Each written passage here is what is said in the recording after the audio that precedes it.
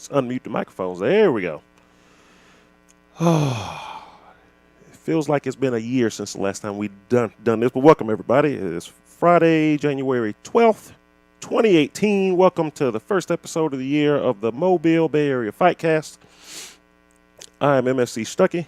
I'm Ace Combat. And Happy how New was Year's. your happy holidays Everybody. and New Year's and everything? How was your holiday, sir? My holidays it was all right. I enjoyed it.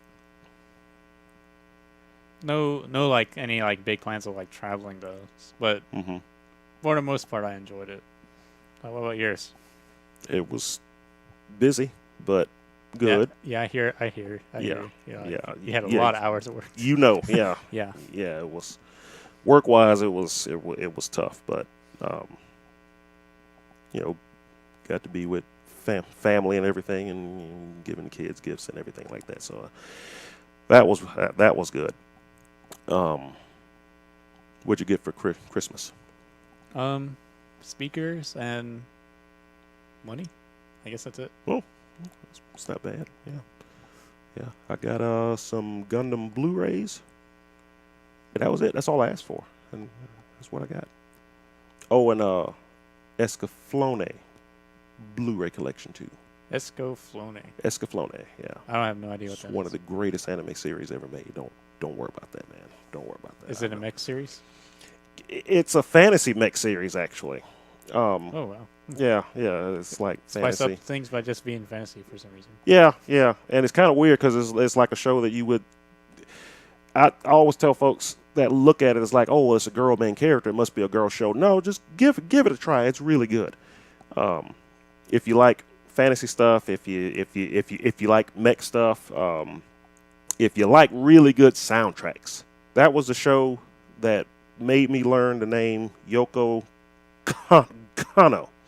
And if you don't know who that is, look up the name. She's probably done a soundtrack you love for some anime sometime.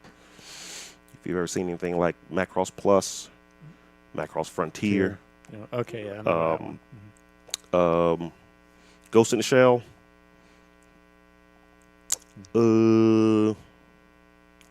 Cowboy Bebop is where most folks would know her from. Anybody who's seen that, everybody always talks about the soundtrack of that. That's her. So, but Escaflowne was the show that when I watched it, I was just like, I got to know who did the soundtrack to the show. It's so good. And that's when I learned her name. And almost anything she does a soundtrack for, I will watch just to listen to. Probably my personal favorite soundtracks of hers altogether, though, is probably Macross Plus. I will still watch that every now and then just to watch the concert scene and everything. But either way, it's beside the point. Sounds so ultimate. Go on. Chat.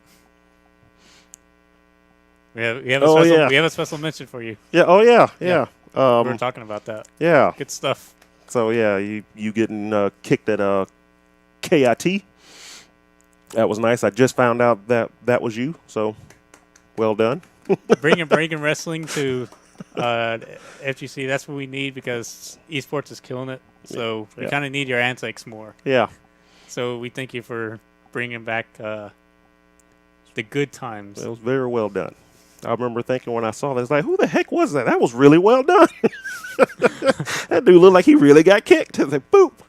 So yeah, I wasn't aware who it was at first too. I was like, then I read up from. I read up from Event Hubs, I think, more. I was like, wait, is that Harold? Yeah. Wow. Okay. Yeah. Like I said, I didn't know until you just told me. I was like, wait, I didn't know that was Harold. Cool. All right, like usual, let's go over events going on. So, big one, Saturday, January 27th, over at Fort Walton Beach. It's Anglers Presents Baited. It's going to be PM, Street Fighter V, Marvel vs. Capcom Infinite, Smash 4, Tekken 7, and Dragon Ball Fighters. Now they're going to have, I think, $100 pop bonus for Dragon Ball, like $50 for Tekken and Smash. think Street Fighter and Marvel have a $50 gift card pot bonuses. Like, what? We couldn't get cash for those. That's fine, whatever. But it's going to be carried on 3 different streams. It's going to be on C-Naught stream, Cowman 715 stream, and Jimmy Caldero. If I'm not mistaken, C-Naught is doing Marvel vs. Capcom and Dragon Ball Fighters. Cowman is doing, I believe, Street Fighter 5 and Tekken 7. Tekken 7? Oh, wow. Okay. Yeah. Jimmy Caldero, I think, is doing all the Smash stuff. I may be off on one or two of those, but that's what those are going to be. And again, that's Saturday. It's probably going to be Smash 4 and PM because it's 2 games. It seems to be consistent. 2 games for each stream. Yeah. So yeah, that's in what, about 2 weeks? About 3 weeks from yesterday, I guess. Mm-hmm. No, wait, 2 weeks from tomorrow. Never mind. I don't know what day it is. 12th. Right? Yeah, I know. I just said it. And then next Saturday is going to be Hidden Powers here in Mobile at Gamers and Geeks. And they always do the Smash stuff, Smash 4, Melee, and Project M. The ongoing weekly stuff, as far as I know, most of this stuff still goes on. I actually had a chance to check. The Nerdery League down in Alchemy, I'm pretty sure that's still happening. O'Reilly's Downtown Throwdown over in Pensacola, that's still going. Secret Power on Thursdays over in Gamers and Geeks here in Mobile. Those are the ones that I know are still going on and everything. So, you have any events your side of the state line, westward, that you know of? Nope. No? Okay. I haven't even heard much about the whole Tekken Weeklies and Smash Tekken Weeklies around Biloxi, Gabriel area. Haven't heard much from that.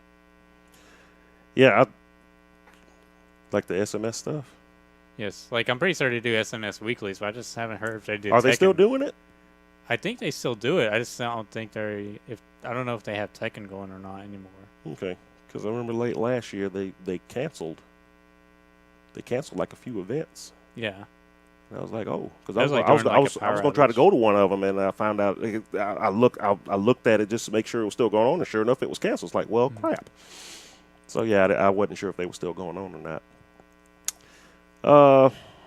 So let's get caught up on some of the stuff that happened since last time we did this. So was it that night for Injustice 2 they announced the Fight Pack 3, like after we had finished? Yeah, I remember that, like, when I was about to head to bed. And when I saw that, that kind of woke me up a bit. That was amazing. Yeah, that was what was so great about the trailer. Everybody already knew about Adam. Yeah. And but I didn't really know any about the other two, but they had already announced Adam, so that wasn't that big a deal. Then she shows up, and then when the Psy comes down, it's like, oh, okay, because one of the words apparently going around there, yeah. Yeah, Melina was a rumor. Something tells me that was like a false implementation there to make people believe that, but then get hyped over something completely unexpected. Definitely. So it works. And you remember we I had already said, when they put Hellboy in there, who didn't match any of the things there at all anyway. So I was like, you remember I said it could be anybody. Lord knows, don't even try to guess. It could be anybody, but it never even occurred to me. In the side hit, but immediately when I saw him in the trench coat and everything, I was like, you got to be freaking kidding me. Like, what? And then the other 3 show up. Oh. The best highlight? It's none of that dumb, whatever, Michael Bay movie, Turtles. No. Yeah, This is the 90s style Turtles. Yeah, 90s style. And now, maybe it's not the Mirage original form Mirage Turtle, because then it would be all black and white. Yeah, not quite. But I mean, there's going to be a color palette thing, I'm pretty sure. I'm sure. Yeah. I'm sure there'll be a skin that'll give them, the white eyes and everything. Yeah. But this scene, that was amazing. Has there been any word on how it's going to work? Do you pick one? Do you pick one and the moves change them? Or yeah, everything's all fair game at guessing at this point. Because you have some people thinking it's separate. You have some people thinking, well, most people are thinking it's all in one character and that you switch it one by one. Like pretend like Triborg, but instead of Triborg style of selecting 3 things in the menu, I think it's all in game. I guess. Maybe. I don't know. I mean, Which it could be his trait. could be like that too. Yeah. But, It's like you hit the trait button and you tag one in, but you have to cycle through them or something. I don't know. yeah. I don't know. But Maybe no trait at all. Well, like your trait is the tag function, but you don't really get much out of it. That's elsewhere. Yeah. So I don't know. I don't know. But either way, that's really cool. If anybody who doesn't know, I'm a huge fan. Huge fan when I was a kid all the way up to now of those Teenage Mutant Ninja Turtles. So Yeah. I was smiling really hard when I saw that trailer. I Even the couldn't movies? believe it. You watch movies Yeah. too, the older ones. Yeah. I saw all of them but the original third one. I never did see that Good one. thing you never seen that one. 'cause Really? That was the worst. That was the worst one. Well, That's on par with Michael Bay movies. Oh, okay. Well, I don't know. Okay, I never watched the Michael Bay movies. I'm about to so I say, can't say. to be honest, I didn't mind them that much. I don't know. I wasn't a big fan of the noses thing. There should have been the smooth nose like usual. But besides that, I thought they were okay. They weren't horrible. I don't know. I went by the visuals description, and once I saw it was like that, there was no way I could watch it. Oh no, I didn't like it the first time I saw they it. They killed it at the presentation, so I was like, no, I'm not gonna watch it. Yeah, well, I still enjoy it, but but I'm a big fan. I'm going to watch anything with them in it almost.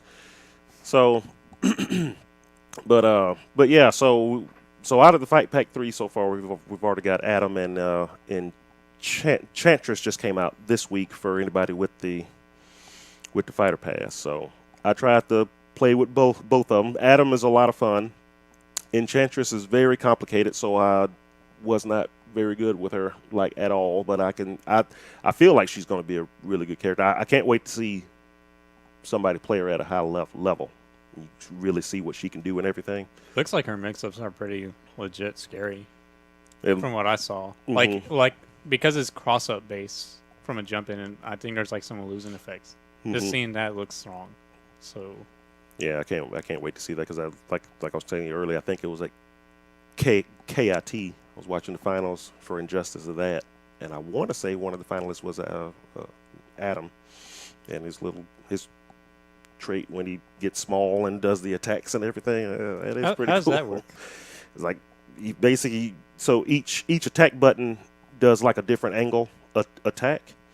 And he has no hurt box. Like He does. He can get hit because I remember near the end of that set, the guy was finally learning how to, because he would try to block, but it's so easy to cross him up, and you got to, do I block high? Do I block low? Because he goes like a high attack, like a mid attack, and a low attack. But like when he goes through you, he can come back the other way, and it's hard to deal with. And it just looks really cool too. Just getting destroyed by this little thing, just pop, pop, pop, pop, pop, pop, pop. But that guy was really good with it. And yeah, I haven't seen how he plays like an actual live event. So I would just imagine if does he get a portion where like he's in neutral, where he's a tiny hurt box, like a tiny character, or is it only when he does moves that he becomes small? When does he become small? like tiny, tiny. or that's only when he turns on his trait. Oh, so he can be neutral and be tiny if he wanted to. If you turn on trait, yeah, but all you can do is the attacks, the 3 attacks. You can't do like his normal moves or nothing like that. Can you stay still Yeah, I don't know why That's- you'd want to. to make things whiff? I mean, I don't know how to look, but it looks like, Well- but for being that small, it looks like you would have barely any hitbox, and you're just like high crust people, or I don't even know what it looks like when you turn on. When you You're like a little glowing dot, so basically. so you're floating like towards a person's waist. No, I believe you're on the ground when you do it. Oh, so you're near the opponent's feet here. Yeah, Okay. if I'm not mistaken. Like I said, I only played with them for maybe 10 minutes when I downloaded both of them because I realized I hadn't downloaded any characters since Hellboy. So it looks like he can press highs and mids, I guess, because he's small on the ground. Mm-hmm. Okay, that's cool. Yeah, go back and watch. Like I said, go back and watch the Injustice stuff from KIT, and you'll get a good idea of what he can do, because that guy made it look really fun. But yeah, so the Turtles should be coming out maybe next month. We should be hearing something about them soon, I presume. So. Enchantress is out now, so and that's probably going to be the last characters, I guess. Turtles makes me want to actually consider buying the fighter pack. I know I've never done it before. I think that was a really good choice for guest characters. That's going to bring, not just older fans of them like me back into the game, because I haven't played Injustice in a long time. Mm-hmm. But it's going to bring like kids in, and just anybody who's a fan. Yeah. I think that was one of the best choices. I wonder how they worked that out, because it was already weird when they got Hellboy. There was kind of a DC connection, because DC owns one of the comic companies that used to do Hellboy, so it was like that's probably how they kind of worked that out. But this is a completely different company. Didn't Konami had like some rights to them? Not anymore. Konami lost the rights to them in video games years ago. Ubisoft, I believe, had it last I saw. So, okay, even if that was the case, how did NRS got a hold of it? I presume they paid for it. So it's like a paid guest thing, but Ubisoft still owns them. As far as I know, Ubisoft still has the game rights to them. Yeah. Yeah. Because Ubisoft was the one that did the arcade ports, right? Konami originally did, like on the old Xbox 360. Because they put the arcade, on the 360. So Konami did originally, but when they lost the rights, they actually patched Konami's name out of the game and put Ubisoft into it. Yeah. So the Ubisoft port was to the 360 was by Ubisoft. The porting to the 360 was Ubisoft's. No. Part. No. Oh, so Ubisoft's name's nowhere near it at all. Well, Ubisoft's name is on it now. When it first came out, it was still Konami. Okay. Yeah. Yeah. But they lost it, they either lost it or let it lapse. Either way, Ubisoft picked it up. Okay. And so when Ubisoft picked it up, they went and patched the game, because I remember going to play the game, and I was like, updating? What the hell are they updating? And I noticed the Ubisoft name. I was like, the heck? And I looked it up, and I was like, oh, okay, Ubisoft has the rights to it now. So, yeah. Okay. So, yeah, I presume they paid for it, but I think that was a great choice for a guest. I mean, they fit. Yeah. They be appealing to a wider audience, yes, not exactly. just DC fans. That's like a huge fan base you have there. Yeah. It's like some people were like wondering, why is there no Tournament Fighters game too as well? Like, but this is just as good too. At least you got them.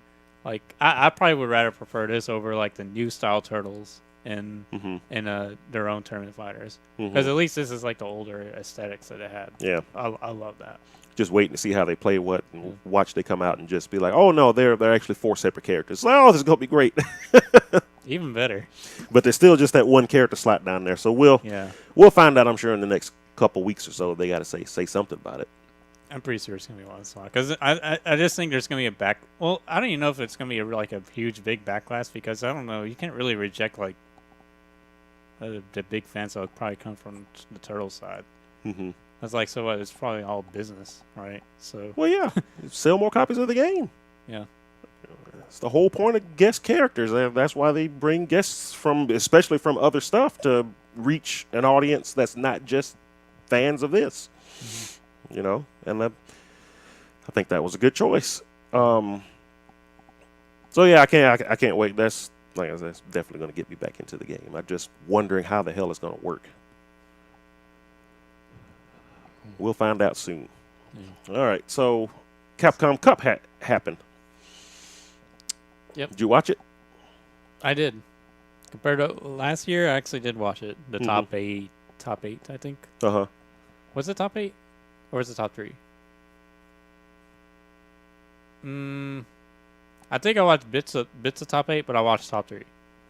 I watched the whole thing, as much of it as I could. That weekend, I just told everybody to leave me alone. I just wanted to watch Capcom Cup, and I did. Oh, and I watched the Daigo match too, which I guess was like top 16 or something like that. Which one? When he actually lost, because I remember he lost to Mass Buttons. Yeah, I missed that one actually. I feel like that's a little bad downplay to have for Daigo, losing to Wake Up Buttons, but still a good option. But it's not going to go easy with some of the fanboys. Yeah, now going into it, I thought, who did I have to win the whole thing? Minna. Yeah, well, I mean, he won. Who do Yeah, you had in mind to win? yeah. Oh, I mean, Punk. I was kind of thinking, he's probably the easy pick. he had a chance, but some people were thinking he was like kind of slacking lately. Yeah, I can see where folks would say that. I mean, I don't even think it's just him slacking. I just think it's like, you know, there's a couple good people there. Oh yeah, no, they were. So yeah, it's kind of hard to say one's obviously better over the other. Yeah, yeah. And then I loved, dang it, who was the guy that won the last chance qualifier and he went like all the way up to. Oh yeah, the good old Urian player Nemo. Yeah, Yes. Nemo. Yeah. Finding by Nemo. by the end of it, I was rooting for him. I was like, "Yeah, man, do this. Let's do this." And I was actually hyped for him too, just because of that. I was like, "Yeah, it's just like, make everyone salty." That would have been such a great story. It's like he didn't even qualify. Came in the last chance qualifiers and went all the way through. But alas, he did not. And then Justin Wong complained too. That was a big thing too about it. What's that? Justin Wong complained about the commentators. Have you heard about that story? I heard something about it, but I didn't. Basically, they were complaining. I did not watch it, but I'm 99% sure the complaint was he has a notorious thing with really major events like this going 0-2. And I'm pretty sure the commentator, and this was like one of the first where he didn't go 0-2. And I'm pretty sure the commentators are bringing it up, and he got fed up about it. No. And made it like a very public comment about it. And things didn't blow over well. I get over it. But yeah, I can understand. It's like really, you have to say all that again, huh? Was it something like that? It's like having you commentating my matches. Oh, me? Only I don't let it get over me. Yeah, well, we only do that when we're pretty sure you're going to win anyway. But yeah, usually whenever you're there, we usually try to say it loud enough to where you can hear it. But yeah, me and RD. Yeah, he plays strong. Nothing but the spice of the players that are downplaying him, but yeah, he did really good. I mean, a lot of folks were like, "Oh no, he was just random and this, that, and the other." He was not random. He was playing Street Fighter V. Yeah, you gotta have some skill to do that to win in the first place. See, that's what I was thinking. Now, again, I'm not a high level player or nothing like that, but somebody who plays with that character, and I could see what he was doing, but everybody else was just like, "Oh God, he was just throwing stuff out there." It's like I was shocked at how many times he was getting away with the bullhorn. Though I felt like, oh my God, he's gonna bullhorn. He bullhorns like every next move, and doggone it, if 99% of the time it hit. Yeah, people that's why I think where some folks were kind of like, feeling like he didn't really earn it. Everybody just Everybody just walked into every bullhorn he ever did. It's still a risk. I mean, if you blocked it, that's a good punish. Well, yeah. But I guess the risk was like what? They either block and punish it, or it handles three different situations, which is like what? Jumps. It handles delayed attacks. No, not delayed. Instant attacks. If it's instant, you reel back. Yeah, you reel back and first. Tropes. Yeah. So it deals with like three things. Or I guess if they wanted to, meaty projectiles, but that's not really a thing. Yeah. Unless you're like maybe a Kuma. Well, which was a Kuma match, but I don't think he really could meaty bullhorn off of a air meaty fireball. It wouldn't work. It would trade. It would trade. Maybe. It would trade, but in the end of the day, it's not worth it. Because I think if it's meaty enough, it's just not going to work. Meaty air fireball? I think the bullhorn beats it. Because I love fighting Akuma. If I fight an Akuma, I always pick him. Because every time, if I know a guy's going to air fireball constantly, I'm bullhorning all day. Well, see, I think what happened one time was when he tried to bullhorn and Akuma did like a EX air fireball. I think it like side switch. I think because there was one part where it, like Birdie and Akuma side switched, and there was like a huge scramble situation. I think it might have been something related to that. Oh, did Birdie go under him? Yeah, like behind him. Yeah, so that can happen sometimes. It looks like it's not a consistent choice, but it could beat fireball meaties, but like for air fireball, but it something looks like it might not be consistent if he does it right. Like what looked like Tokido did had it. He was doing air overhead fireball setups. Well, I don't even think it's overhead. It's just meaties. It was a 50-50 between that or like a Tro setup, and he would do instant air EX fireball and get huge plus frames and just go from there. Yeah. That was what was getting him early on the set. Like he just knew he wasn't like he knew I was having a high percentage of working, so he just go with it. The air EX fireball setups, because why not? Yeah. But afterwards, like bullhorn more, and it worked. It worked. It sure did work. But I was like, yeah, it makes me want to actually use him again. Yeah, I kind of started getting back into Birdie again, but I'm still not nearly that good. I mean, you got to think also. It's like it's not, sometimes this is a play of the cards too, right? If Mena was probably like playing like Guile or Recede, that's like on like really the roughest terms. Yeah, that's kind of really hard for Birdie. Well, I thought for sure he was going to lose to Daigo, because he was playing Guile, and I was like, is Daigo Guile Birdie? Yeah, but the thing is, it's just going to be rough. I think Daigo's like one of the few people there that has like a notable con. Like he has trouble with like command grabs. Oh characters. Well, that's exactly what happened. He command grabbed the crap out of him, and I was like, he has like a notorious con, like problematic portion of as a player for that aspect, and that could be taken advantage, and that's a problem. Most of the other players, in most cases, they just play the game, whatever they have to do. It's because it works. But I mean, just that thing that stands alone might have made Birdie have a decent edge over Daigo, particularly, not even just Guile. Right. In that case. But for others, it's more like once you get to the higher level, like with Tokido, you probably would be better off playing against the character. Yeah. Unless you see some notorious screw ups, which was like Bullhorn, then take a player aspect of taking advantage of that, or Air EX Fireball. But because of that, I just felt like it should have been a match that maybe Birdie might have had trouble over time. Because Guile and Recede are kind of like one of his worst, I believe. Yeah. So that is, I would say, that is a huge surprise, and that kind of like made me feel like, this is a really good chance for him to do well. Yeah, I kind of thought the same thing. I was like, you know what, man, he might have a chance. I still didn't think he was. Because some people were thinking like Nemo was going to take it all. I was, like I said, I was rooting for him. I kind of thought Tokido was going to win it. Oh, Urian was also the character that probably should do okay against Birdie too, right? Urian usually does, yeah. Yeah, because he zones pretty all right. Yeah. So. Yeah. So, but no, I thought the whole thing was was just done really well, and then of course they announced Sakura there, right? That was a Capcom. Yeah, that was Capcom Cup. By then everybody knew, who was going to be announced and everything, and they didn't meet below expectations that time for the announcements. They did good announcements. Yeah. Yeah. The whole thing. I mean, from the trailer, just the way she looked, because I used to love to use her back in Street Fighter Alpha 2. Yeah. And it's just like everything about her in that trailer was like took me all the way back to Street Fighter Alpha 2. I was like, man, she looks really good.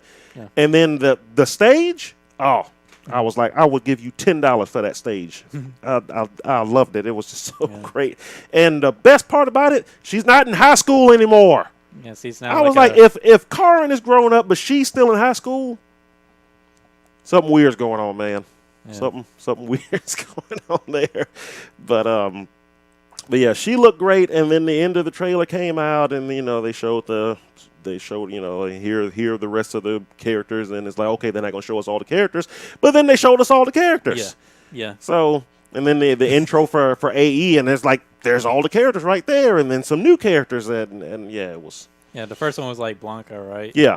And Yeah. I was thinking maybe it was going to be something like how Dan was revealed in like the challenge thing. How he's like a little commentator guy, but Yeah. probably he's like a story side thing. Maybe Blanco was. Then I'm seeing other new characters like, it took time for them to model it. What are they doing?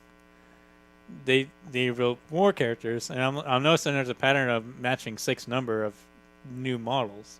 So I'm like, are these the new characters that they're just gonna reveal, or are these story? But I'm thinking it's more new characters. So enough, no silhouettes. You Yeah. got the characters. Yeah. That is a bold move. Yeah, I think it was a good idea. I think it was a good idea. To me, too. the whole thing seems like Capcom is actually, I mean, here's hoping. I feel like personally, new characters should be silhouettes, but like, like OG characters, I think you should know beforehand. Yeah, but it was gonna leak at some point anyway, if it hadn't already, because these 6 characters were part of leaks before. But it's like, what's the point? Everybody really wants to know up front anyway. I'm glad somebody at Capcom finally went, you know what? Let's just do it. Just go ahead and show them who all is going to be. I also think that may be a good sign that the characters are far enough along to where we'll also get them on time. I hope that would help. But they seem to have the wind behind them at this point with everything going on with AE so far, and I'm just kind of sitting back and waiting. It's almost like waiting on an awesome looking EA game to come out, and it's like, yeah, this Battlefront 2 is going to be great, and then the loot box stuff happens. That's almost what I'm like now. It's like, you know what, AE looks like it's going to be really good. I just it's like, you kind of want to go in, but you're waiting for the guy come up behind you and slap you in the head like, no, you idiot, it's gonna suck. They're gonna screw something up. But I mean, just gonna be optimistic right now. I mean, generally, it's hard to find a problem with the new update. But I mean, on my end, I think that's still a problem because of the netcode thing. Well, I say I know your big thing is the netcode. That's my 99% problem. Why I'm not playing online. Yeah. But everything else, like, I see a great reason why to like it, because it feels like, I mean, as long as they didn't meet below expectations, which they usually do, they didn't do it that time, and that was a good series of announcements. I mean, could they do even better? Possibly. Yeah. Because there are still things like I still feel like communication was another thing that some people had problems with, and the Tekken World Tour. I don't think we mentioned that. Bring it up. Yeah. So I guess I could bring it up right now. I mean, because it's not much to bring up. I mean, Tekken World Tour. Not JDCR 1. It was Kudons. Or no, not Saint. Grand Finals was Saint and Kudons, and so by the meantime, there was an announcement going on with Harada, and basically had like a. He spent some time to talk about the whole issue with like the input delay. Yeah. So he tried to get that out to the crowd just to see, you know what's going on and what time it takes, and is there expected arrival and such. Of course, there's like a rumor thing of like, well, not a rumor, but like little complaints about like the whole he already installed the input delay fix, and we didn't notice it. So there's a little vagueness on that. I think he was trying to mean that the builds there had input delay fixed, but I'm not certain. I mean, nobody can really verify it. So that's like the drawback of that one the interview he did to the audience there at the Tekken World Tours. But getting back to Street Fighter 8E, like if there was something to improve, I mean, yeah, they could have mentioned that because that was the hot topic of the recent months. Was Unreal Engine 4 has an update that can fix the input delay, right? And they mentioned nothing about it. So, which I mean, it really doesn't really reflect too much of how it went, the presentation, because they still did good. It's better than like last year's CBT event, because what was last year's CBT reveal? It was just new Capcom Pro Tour, prize pot. Akuma, wasn't it? But he was technically released, like, announced before. Was he? Yeah. Okay. So it was like announced before the event even happened. So it's like, there wasn't really much anticipation during the finals to be hyped out just to watch. So that was kind of a letdown. Mm-hmm. But this one, no, that didn't happen. Yeah. Not a letdown. Yeah, I was still kind of surprised I'm kind of surprised that Sagat, assuming that we're going in the order that they're showing, is going to be the last character release. Yeah, that is something, but like that's, can't be helped. When it became apparent that Sakura was going to be the first one, it's like I figured he'd be third, maybe. Yeah, because he's like have something cool come out over the summer, but he's going to be the last one. Maybe people are worried about him being like early because of Dragon Ball FighterZ and like other games coming out. Possibly. So they want to like hold the hype. Want to hold it, yeah, like on a good time, and then have him come out near the end of the year, leading into the Capcom Cup and everything. That could be interesting, I guess. But it's a long time.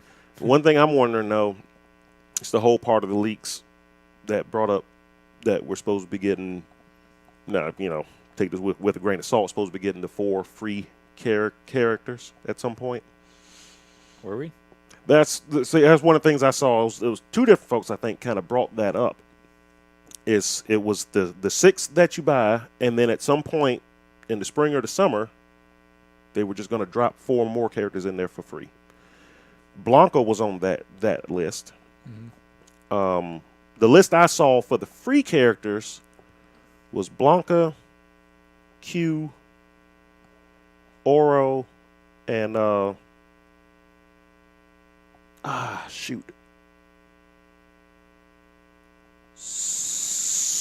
Sodom, I think. Yeah. That's one of the lists I saw. I saw somebody else that claimed that it was somebody else, and he had his characters kind of different too. So it may be.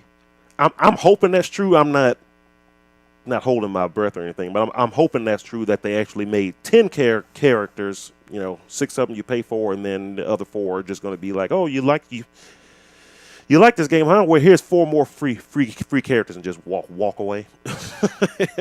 everybody go like, Capcom, you're all right, which they really need. I kind of feel like that's hard to imagine that they would do though, but which would make it even all the more awesome if they do, because it sounds like seems like they're trying their best right now to make amends for the last couple years. Yeah, that's what the updates seem to look like they're trying. Oh, I see Harry. What's up? What's up? Blanca's back in Street Fighter 5, dude. What do you think? He's lying. He doesn't like the Fightcast. He's lying. He told me he sees it when I was up at Red September, so I believe him. Oh. It's cool.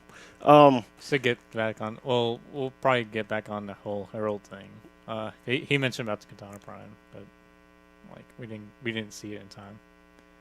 Well, I mean, we'll probably get back to it at some point. Yeah. What were we talking about? Crap. We're talking about the free characters. Harry messed us up. Oh, that's right. Yeah, free characters. So either way, I just hope that happens. That would be cool. That would be something that would just give Capcom a lot of points in a lot of folks' eyes, because they need all the help. They seem to be on the upswing overall, though. I mean, it started a lot with the announcements thing. Yeah. That is something like I think, amongst like the top complaints, like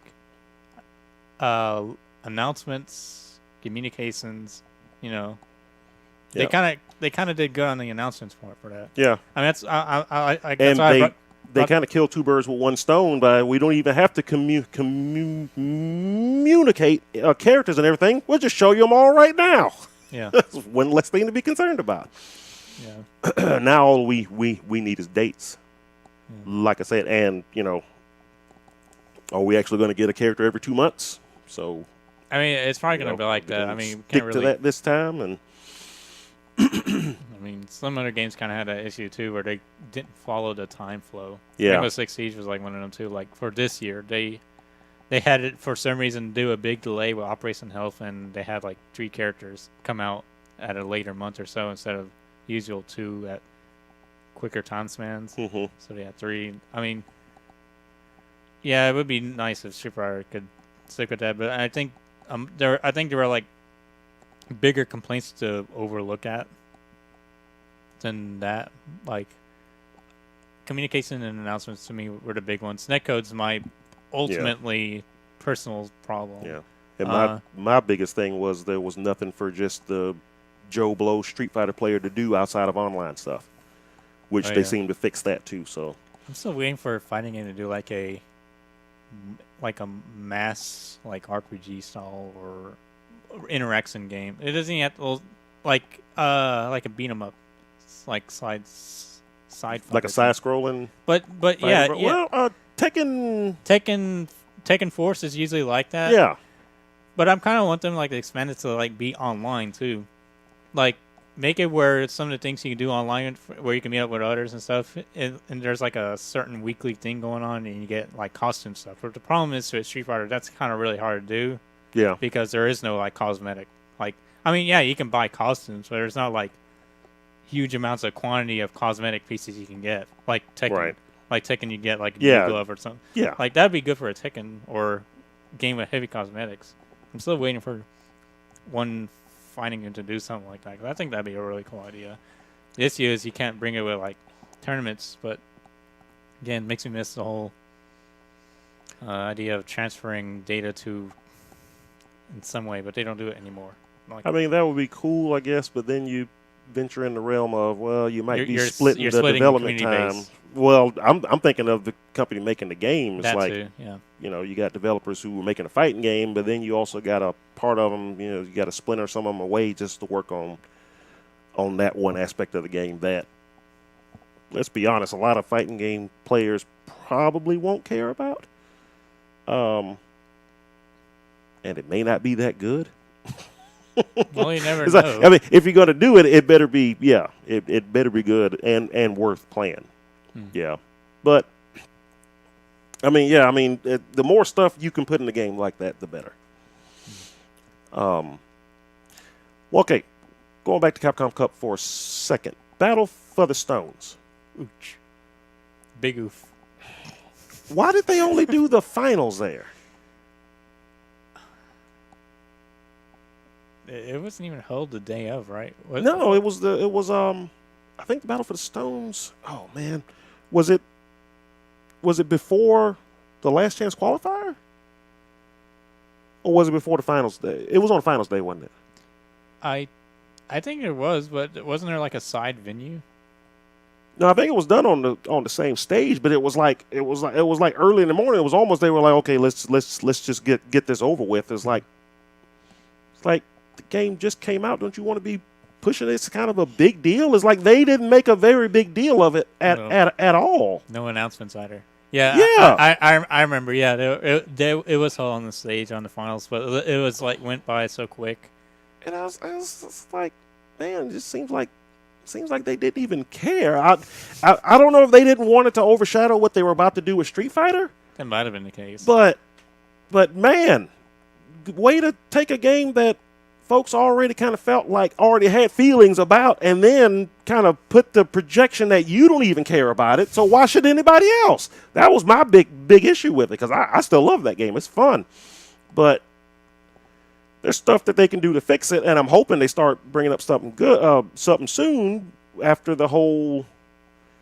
I mean, the X-Men thing seems like it's been solved, because everybody knows the real reason that they didn't put that stuff in there, because they're trying to push, the films coming out. This game to on the Disney side was just a big advertising push for all the films coming out and everything. I have a feeling once Infinity War comes out next year, Disney's not going to care anymore. But now that they bought Fox, and they have the rights to the X-Men and the Fantastic Four and all that stuff again, it's like, there's really absolutely nothing stopping them from putting those characters in. Yeah. I don't know if there was already a plan. I'm almost positive there was already a plan to put those characters in, but they were going to wait. Let's just do all the MCU stuff first, and once Infinity War comes out, then we won't care anymore. We'll let you do more stuff to it.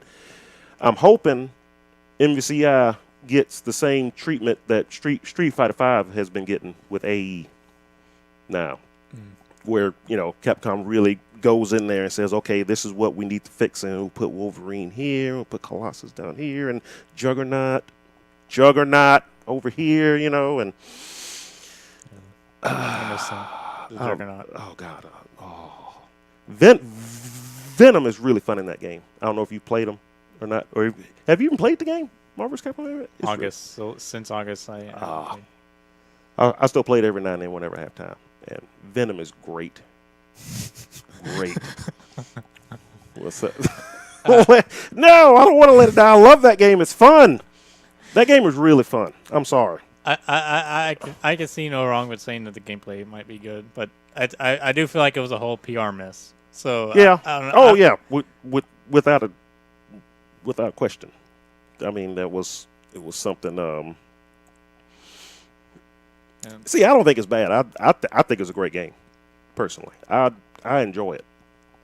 I think it's fun. If you ever watch like Max play it, the stuff he says about it is the exact same way I feel about it. It's like there's a lot of stuff wrong with it, but man, when you play it, it's just fun, and they can fix it. There's not even a whole lot of stuff they got to do to fix it. Since you mentioned Max, there's something that's been on my mind. I noticed he put mods on this like gameplay stuff. I wonder if that's actually a negative effect on the game. Like, do you think Capcom may see it as like, okay, for example, Zero has some. I think there was it was either a Mega Man or a Zero costume, and aren't people going to complain? Why isn't this costume with these characters? I don't know. The Capcom alternate suit for those two characters was actually really, really good. But I don't know. I wouldn't say it hurts. I mean, it's like saying, it's probably not that big of a deal. No, I don't think so, because that's like saying any mod for any game hurts a game. It really doesn't.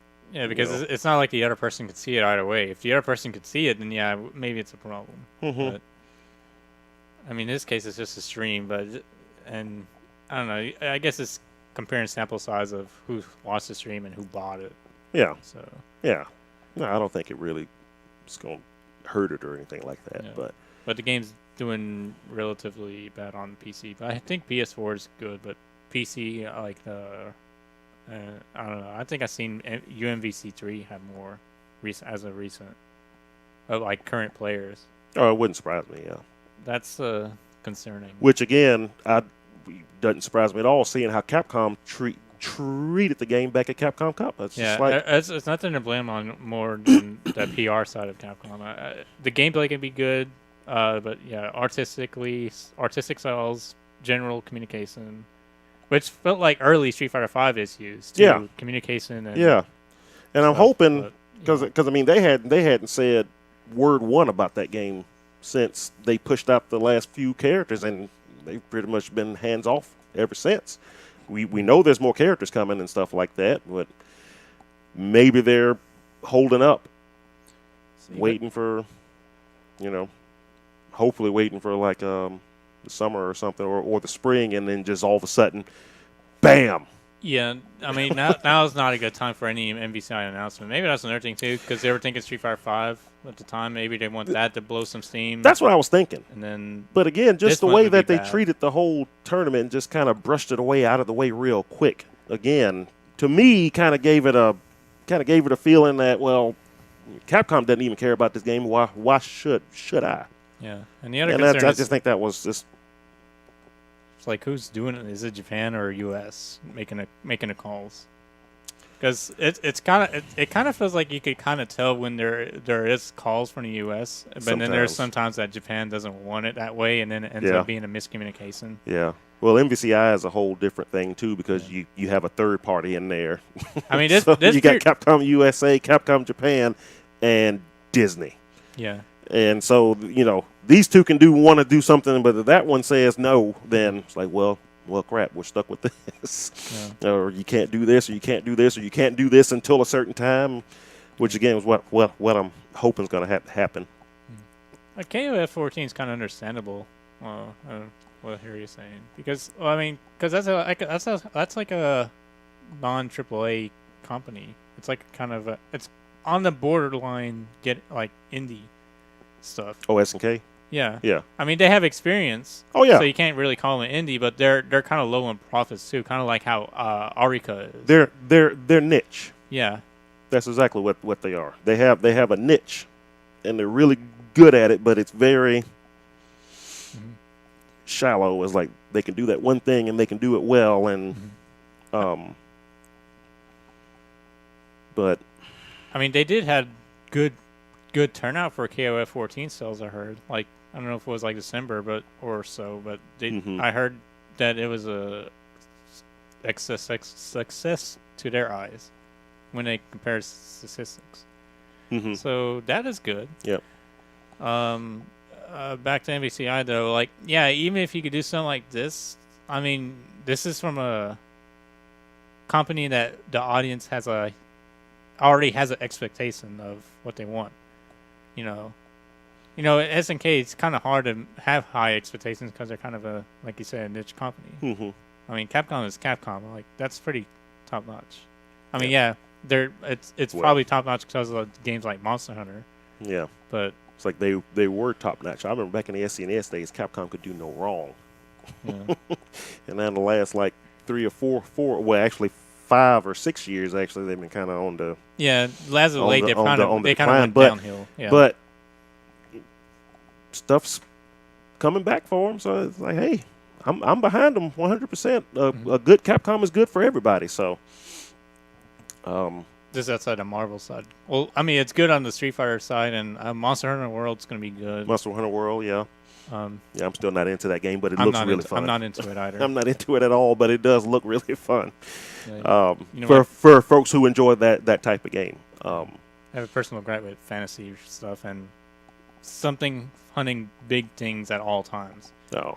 I mean, it's different from like game like Dark Souls because you do fight other like regular sized enemies and stuff over time, and then there's a big boss. Monster Hunter World, when I looked, it looked like you're always fighting something big. That's what it looked like. But maybe I got to play the beta, which I will because it's free. So I'll give it a shot. Maybe I'll change my mind. I might give it a shot. I hadn't played a Monster Hunter game since that first one came out on the Wii, and I tried it out, and I was like, I don't get it. but that was just me. I know a lot of folks enjoy it. So I'm just not into that style of game, I guess. But to each his own. Let's move on a little bit. So Geese Howard came out. Have we talked about everything about VCI? That's really the only thing I really want to talk about it for now. There was a thing with Chris G mentioning a lot of complaints about it. Oh yeah. He had a photo with John D, and he said F that game anyways. That's what John D told him. But I mean, again, you can't really verify it. But I mean, the fact that I guess he was willing to call out like that. So, I mean, it's kind of a bad thing in both ways. For one, I mean, it's kind of like a bad trust thing with Chris G. You can kind of see it as you can't really trust the remarks to him. It's like me telling you, anime games are trash, and the people who play it, they have bad lifestyles. And then also you go to stream and they say, oh, he said this about this. It kind of brings trust reasons, right? Yeah. So. Whatever. It's Chris G. What do you expect? But John D's also another kind of what do you expect? Because he always he was the huge downfall of PR and all of the problems he's seen with him. Yeah. Yeah, he was part of the issue. I mean, it was along the border of making a meme, but it's still it's a negative meme that doesn't really do good to the company. Because it was just nothing more than just to cause problems. That's what was the end result of what his actions did. So, yeah, like I say, I hope NBC has a huge comeback. Just they come out and then don't say nothing. Then all of a sudden in March, just like 12 X-Men characters. It's like, what? That would be great. Yeah. Especially if one of them is Juggernaut. Anyway. I think for me, it would be... Man, if they bring Juggernaut back... Oh, Juggernaut would be just like a thing for most people, especially you. Oh, I want artistic changes, though. Just... No. Just Juggernaut as Juggernaut. Why not both? Armor. Artistic and Juggernaut. No. All I need is a big dude with armor and a head crush. That's literally all he has to be, which is what Abigail almost is now. And bring back the NBC season 3, but bring back the NBC2 bug while they're at it. Oh, jeez. Oh, that would be awesome. Power up. See ya. And then just stayed the powered up state. That would be. Oh, jeez. Put him and Abigail in the game. That would be cool. Juggergale. Juggergale. Yeah. So anyway, Geese Howard. Have you played him in Tekken 7 yet? I did last night just to say that I did. Because I hadn't played that game in a long time. I hadn't played a lot of stuff in a while, but I'm so amazed, much like Akuma, how he's in a Tekken game, but he feels like Geese. Yeah, I could see that, like, from watching and playing against him. He seemed like he transitioned well to the point that he feels he really it's did. Like his own thing. Even the freaking Rising Storm is that dang stupid SNK motion thing that I still can't do to save my the pretzel motion. Down left, right down left, then down plus right. No. I still can't do it, but I feel like I want to give it a try. I never did try it before. No, it's pretty cool. I mean, I was doing like I was at a point where I was just hitting buttons that I thought should work with Geese, and they did. They were combos. Oh, that's This is Geese. This is great. In training mode or in actual live match? Oh no, in training mode. I ain't fighting nobody. Did you set it? Did you set it to auto block on the second hit? Because that is one of my pet peeves with Tekken. That some of the combos are not really. Not really. Yeah. But I mean, Tekken's kind of always been that way, though. Yeah, Tekken's always been like that way since the beginning. But I think it's due to the 10-hit string. Mm-hmm. Because that's that 10-hit string combo, they want to make you have to feel that it's a combo. Like it's an actual combo, yeah. But it's really not. It's really not. And it just stuck with that way till modern days. Way back in the T2 days. But yeah. So they announced a guest character in that game. Now, okay. Do you play the game? Which one? The one he's from? Yeah. No, I've never played it. I don't like it. That's kind of like what it felt like to me is like, if you've never played Final Fantasy 15, you don't care that Noctis is in it. Yeah, and it's like, that one was a weird one to me. Now, I think it's like a Japan thing because, like, I mean, even then, Final Fantasy is this big, notorious. It's kind of like saying that you find that one person that hates Ninja Turtles, which we would probably gangbang on because Ninja Turtles can't be topped off and all. But like Final Fantasy, I mean, it has its own batch of group of people. And yeah, I'm pretty sure but people will. Well, the other thing I noticed is why isn't he like in Soul Calibur? I think they should have saved him. See, I thought the exact same thing. It's like he would work in Soul Calibur, but why Tekken? It's like, was Final Fantasy 15 really that big to where they thought this would be? Because I think I thought the reviews were mixed. TMNT and Injustice again was such a great because they fit. They're already comic book characters. They're huge. They had their own movie line stuff and all that. Yeah, cartoon shows, cultural icons even. That would bring a lot of folks to that game. But is Noctis, are the people who play Final Fantasy really going to play a fighting game with him in it? I think so. They're kind of like Ninja Turtles. People probably don't play fighting games and just will try Injustice just because Ninja Turtles. It'd probably be the same thing in Final Fantasy. Yeah, I kind of feel like, But I mean, as a personal person, I mean, if I'm not Cloud a was fan in it, of I'd probably be more excited. Yeah, like some people But- probably prefer that because of legacy and all. But Yeah. like Noctis, it caters to a certain group of people, and I mean, it is popular to its own degree. Some Yeah. people like them. No, yeah, I don't doubt that the folks who were excited about him are really excited about him. Yes, that's good news for you all and everything, but It makes me feel like who would be like, what would people like more, Noctis or Cloud? I would think more people. I know think more Cloud. people know. No, see, that's my big thing. Not that he's not in a good game or a game that a lot of folks like, but I felt like there was a better choice if you were going to pick somebody from a character from a completely different style of game. I don't know. Because this looks like I think the thing was like, so in old Soul Calibur games, some of the guest characters were kind of common, right? You had a couple. Yeah. Like, because like what game was it, 2 or 3 that had like Yoshimitsu and Heihachi? Well, Yoshi, he's always been in Soul Calibur games. I don't think so. Yeah. An arcade version, maybe in a console, yeah, but I don't think the arcade version like of Soul Calibur 1. I don't think he was there. I'll be honest, I can't remember back that far, but either way, I mean, he's been in it long enough to where he's basically considered a character. In the Yeah, game. because of that. I wouldn't consider him a guest character. I guess he would have been whatever the first game he was in. Sure, But you see how along those lines he became like a main thing. I was kind of thinking maybe Noctis could be like that, where it's like he'll just be a guest character, but like he's not like the main smorgasbord guest character to expect, right? Kind of like how Ninja Turtles was like completely unexpected yeah. and has a huge legacy. Oh, he was unexpected. Yeah. at least that was that. It was a surprise. I mean, the new FF character too is also like a surprise too. So it's not really a good thing to bring, but I guess it's more of legacy values. So yeah, so it's like Yeah. if you bring Noctis to a new Soul Calibur, he can just bring in and he's like, That's okay, cool, it's the guest character. But I think it's like, he would have worked way better in Soul Calibur.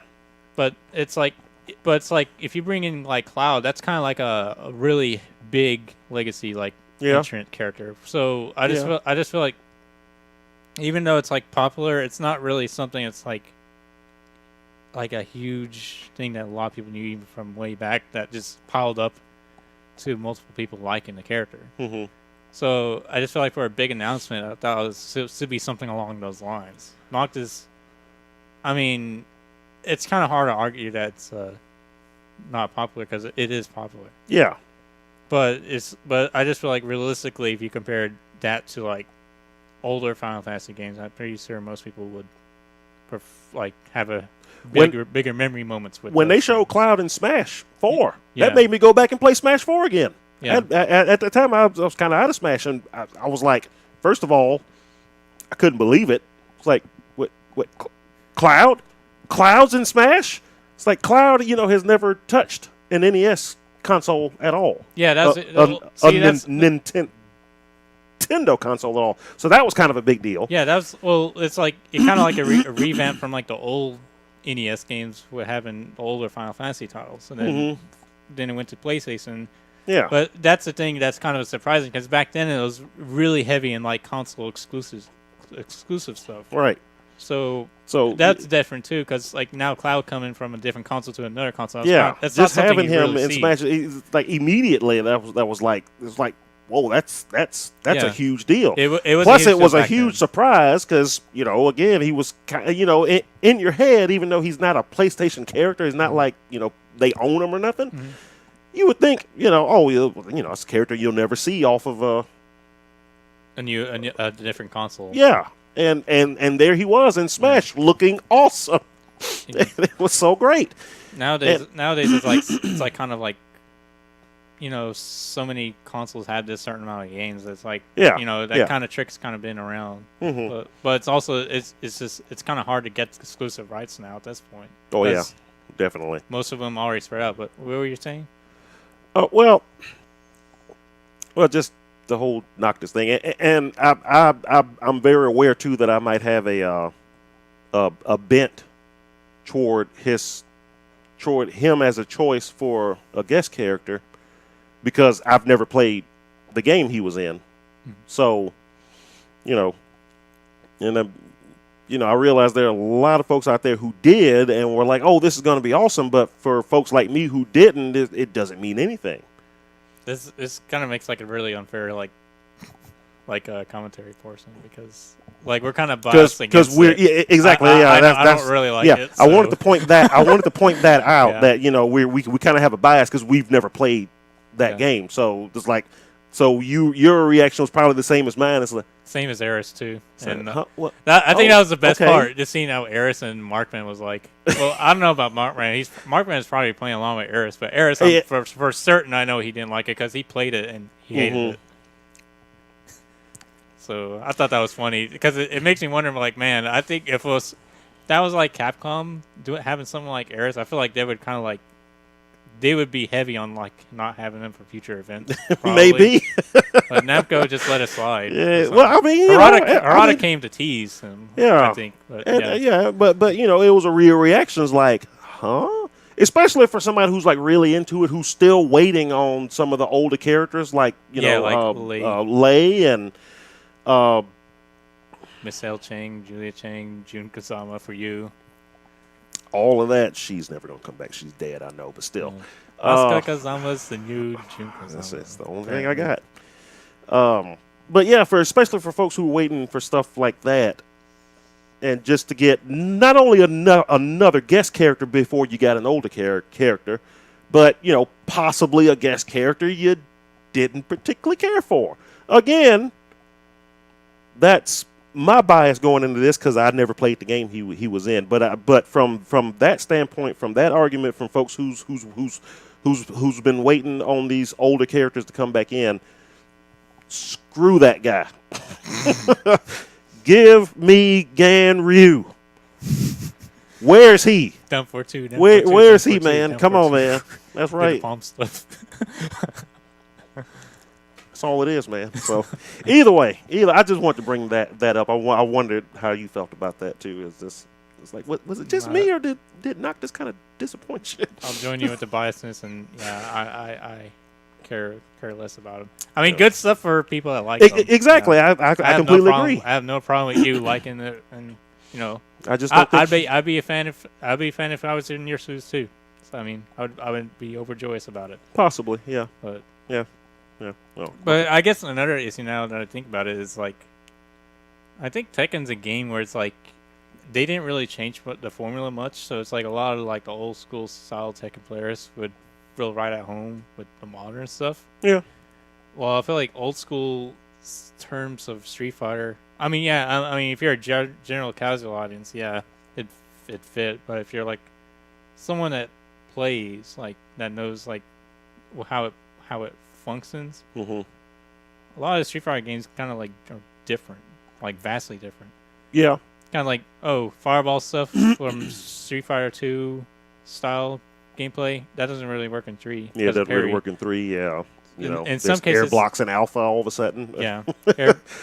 I always thought though that the thing that got me into 4 though was that the fact, and I used to always tell everybody, well, why I wasn't very good at 4 is because I played 4 like 2. And that's why I told a bunch of my friends who wanted to get back into it too. Is like, hey, if you could play Street Fighter 2, you could play Street Fighter 4. Your character was there, and the stuff that worked in 2 basically still worked in 4. So, I never learned almost any of the new systems in 4. I picked up Street Fighter 4 because I was really getting back into fighting games back then, and I played Street Fighter 4 just like I played Street Fighter 2, and I did okay with it. 4 felt like it tried to accommodate the other style of Street Fighter games. It felt like, like I felt like Focus Attack was just like their answer to people that want a Third Strike style gameplay. Right. Yeah. But it wasn't true to its core because, like, Third Strike had pretty much screwed up zoning and anti-airs. Mm-hmm. Where if you jump, if someone jumps, you can't guarantee that jump is unsafe because they can air parry and then punish you on the way down. Right. So, yeah, there's some people that might be stuck up with that. They're trying to compare Street Fighter 3 4's Focus Attack because it's completely different. It's completely different. But I know they try to accommodate it to that way. But it felt like they try to do that with a lot of just the general mechanics. They try to accommodate it in some way, even though it may feel like completely different. Like there's a relation they try to do. So I feel like 5 was kind of like out there where maybe now is kind of catering more to the style that Street Fighter 3 tried to do, but without parries. To me, it felt like a Street Fighter 3 without parries, or like the EX series, but not as like wonky. That's my first impression I had when I first played it. They tried to be like 2, but it's like I'm about to say my impression was it was trying to be a little bit more like 2. it might have, but then over time it doesn't, because the hurtbox ratio doesn't match, and like just the general nuts portion of Street Fighter 2 wasn't there. Mm-hmm. You couldn't. They did. The philosophy of 5 didn't seem to like the nuts playstyle. It liked the scrambles playstyle, but not like the overly safe style playstyle. Like Oh yeah, low yeah, forward fireballs guaranteed safe. No, Yeah. that doesn't. It's not the thing. yeah, definitely not. But yeah, back to Tekken. I mean, yeah, that's good. They got a new stage to it too, so I mean that's a cool thing too. The geese stage is nice. Yeah, A lot of wall combo fanciness there. Thought it was pretty amazing. yeah. What else is new? Oh yeah, the input delay. I was mentioning earlier about the whole Capcom could have probably made it like one of the highest, like they reached everything on the scale of getting what they need to communicate with in their announcements was Unreal Engine. Feel like if they would announce that and maybe like netcode, that was like pretty much everything that like most people wanted to ask for, like up front. I mean, sure, the pause things and all. Oh yeah. The second player pause. It's like finally. Yeah, they fixed that at all. I mean, they could have mentioned that, but like that might have been like a minor thing to announce. So I don't know. I mean, they could have. I'm about to say either it's something that they already did and they're just gonna. It's one of those things that the vast majority of folks don't even know what that is, so they don't care. So they figure, well, it's not something that we announce, when the game comes out. But we'll sneak it out there. Oh, and for all you high tech guys, we fixed that frame delay thing. It's cool. Yeah. Or they just hadn't done it yet. Yeah. and they just hadn't said it. So I mean, it would have been nice to just acknowledge it and just say they would work on it whenever time comes. I mean, they probably will. I'm But the worst part is, like, the stream for the UK stream. Mm-hmm. I don't know what their full physical title name is. But Winner Stays On. Well, that's the event. I don't know what's the Twitch stream. But we'll go with that. Winners WSO. When one of the commentators said that it was coming. And I wouldn't doubt it. Well, you can say, like, yeah, that's a nice announcement. But why isn't it, like, a main thing? So I can't... it's kind of hard to verify it. Because it's not like a true official, like you can't really guarantee it. Because like this seems like something that has to be communicated with Japan and the USA to say yes, you can say it. Well, I know those guys are like connected to Capcom. They are. So if they say something like that, then you can take them at their word a little bit more than some random guy off the street, obviously. But why was it like mentioned there, not like somewhere that's has like something really good public like well, yeah, because I mean, again, you're Ace Combat, so it's a big deal to you, but I guarantee you I wasn't aware of it until someone mentioned it in the forum. That's what the message I'm trying to come across. But still 9 out of 10 normal game players have no idea what that is and why it's even that big a deal.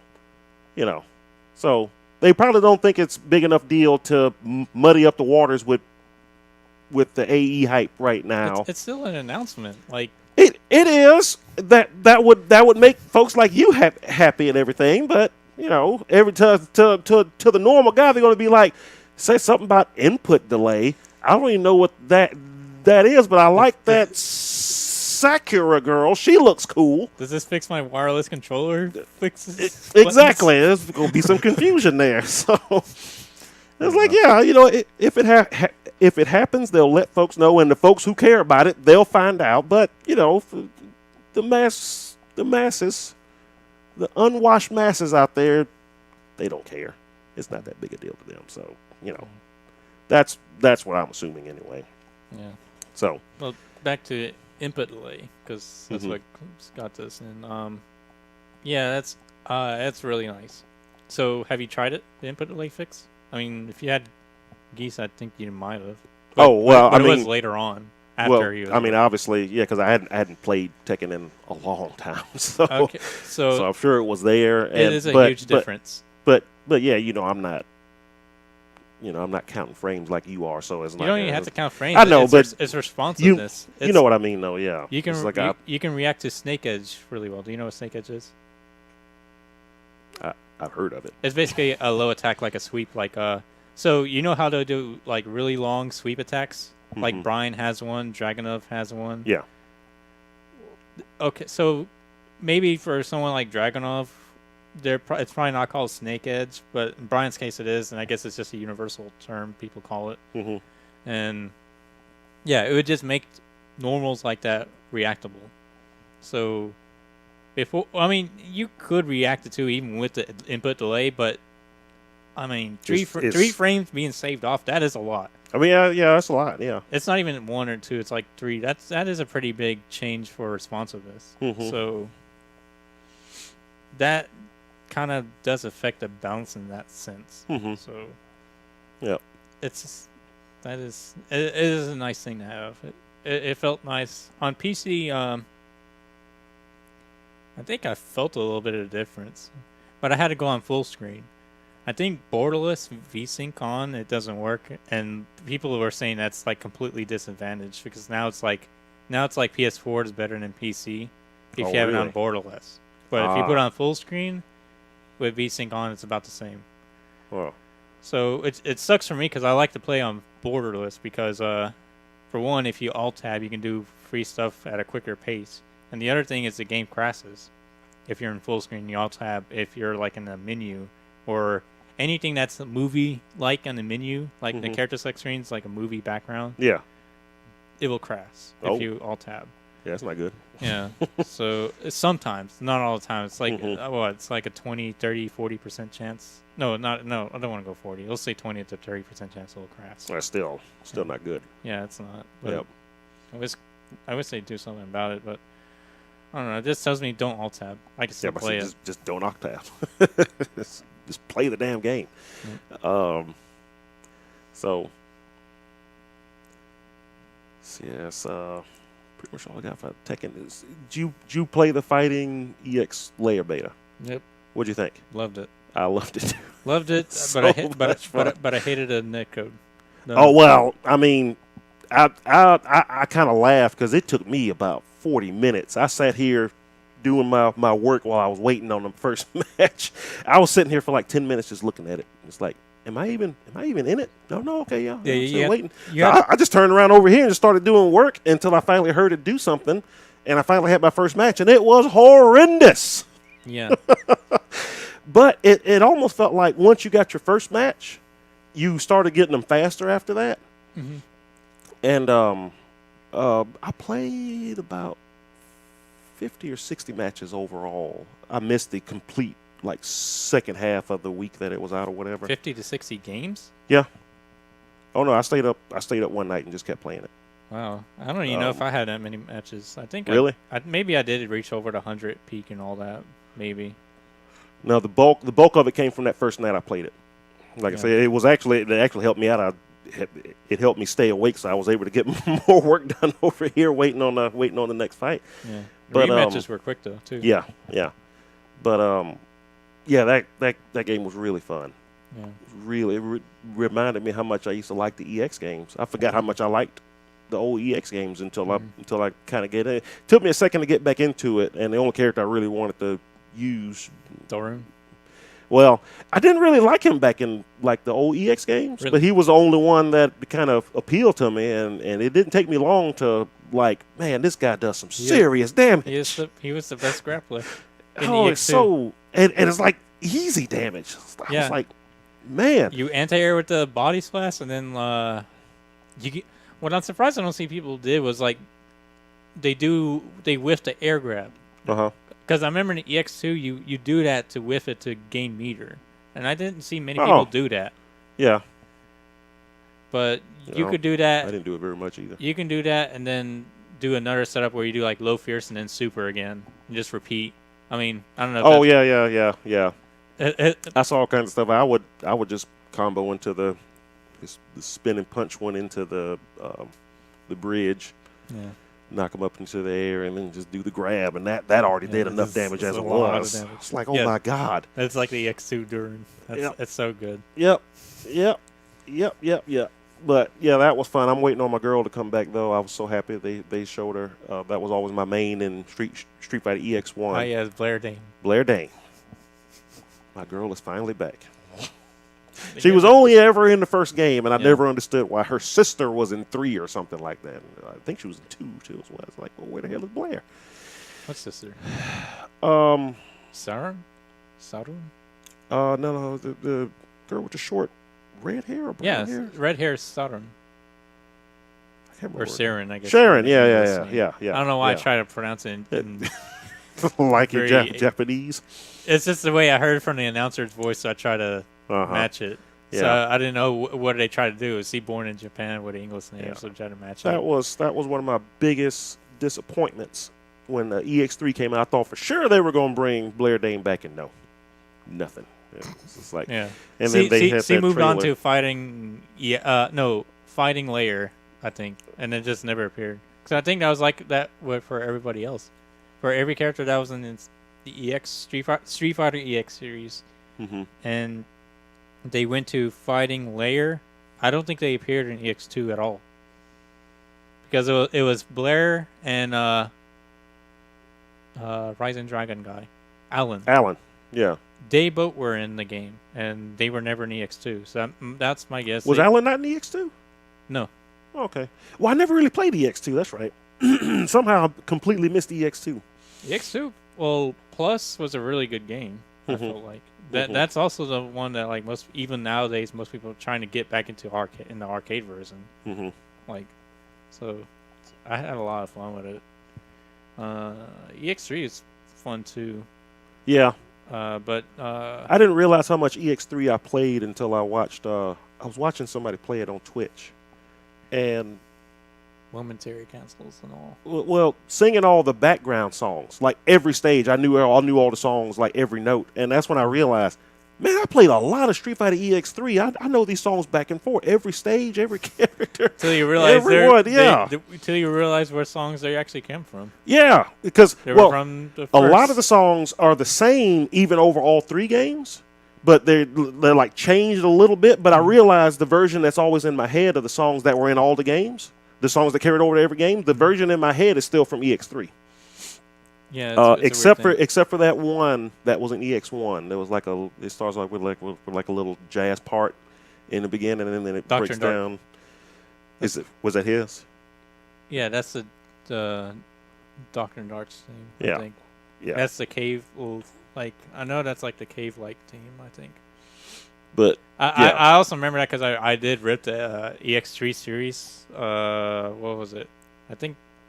In VGM stream, it's like .mib for headerless audio. The game uses headerless audio and it has like multi-channeled audio. It's really complicated. And for some reason, when I got to the part where the characters' themes, Doctrine's theme was playing a lot when I was testing out this huge bin file and I had to de-interleave it, but it was so annoying because I remember that that's Doctrine Dark's theme, and it kept repeating over and over. Yeah, but yeah, I can't wait for that final game to come out. It's gonna be pretty fun. Like I said, I forgot how much I used to like the old EX games till it took me a couple of matches to get back into it, but once I found that one easy combo, it takes away like 80% of anybody's life, I was in. That's like the old days. I know. I was ready. It's EX. You could just do this crazy stuff and kill folks. It's like, man, this is fun. And you can cancel the supers and be safe. Like, well, technically not all of it is safe. Yeah. But like the fireball super from Alan is actually really like it's punishable in some cases, but nobody does it. But if you space it right, you're safe. What do you think about the whole, what do they call it, the Gogi? Gogi system? Yeah. I don't know if it's called Goji or Gogi. I called it Goji, but I think now it's probably Gogi. I was confused by it at first, and I felt like after some time, I felt like it kind of. I had really early impression that I thought that it sucked, Uh-huh. but then over time, I think it's a neat idea. Yeah, it kind of grew on me after a minute Yeah. too. Because at first I thought it was like, man, I wish this is something you can just turn off. I hope Yeah. they said something you can turn off. But Now the easy inputs, I wish that was off completely, Okay. and they never had it in the first place because that yeah, is by far the dumbest thing I've seen. Because and I couldn't even get them to work. one button SPDs, you can do that with Darwin with one button SPDs. Well, yeah. I kept being confused by it. I would accidentally turn it on. I would forget to put it on normal controllers, and I get into the match, and I'm like, why is none of my stuff working? Yeah, And then I realized, oh crap, I'm on the, what do they call it? I forgot what they called it, but It was yeah, like classical it was and- classical and evolutionary or something. it was along the lines of evolution. Something like that. And I thought thought it was horrible. I thought like the standard default setting was going to be let you through the Fissile buttons, which was like the original EX game. So I tried Garuda, and I was like, I remember back then it was like quarter circle four punch was his Suga, which was a spike that comes out of his stomach. yeah. Tried that. I'm just getting punches. Oh wow, did they vastly change them?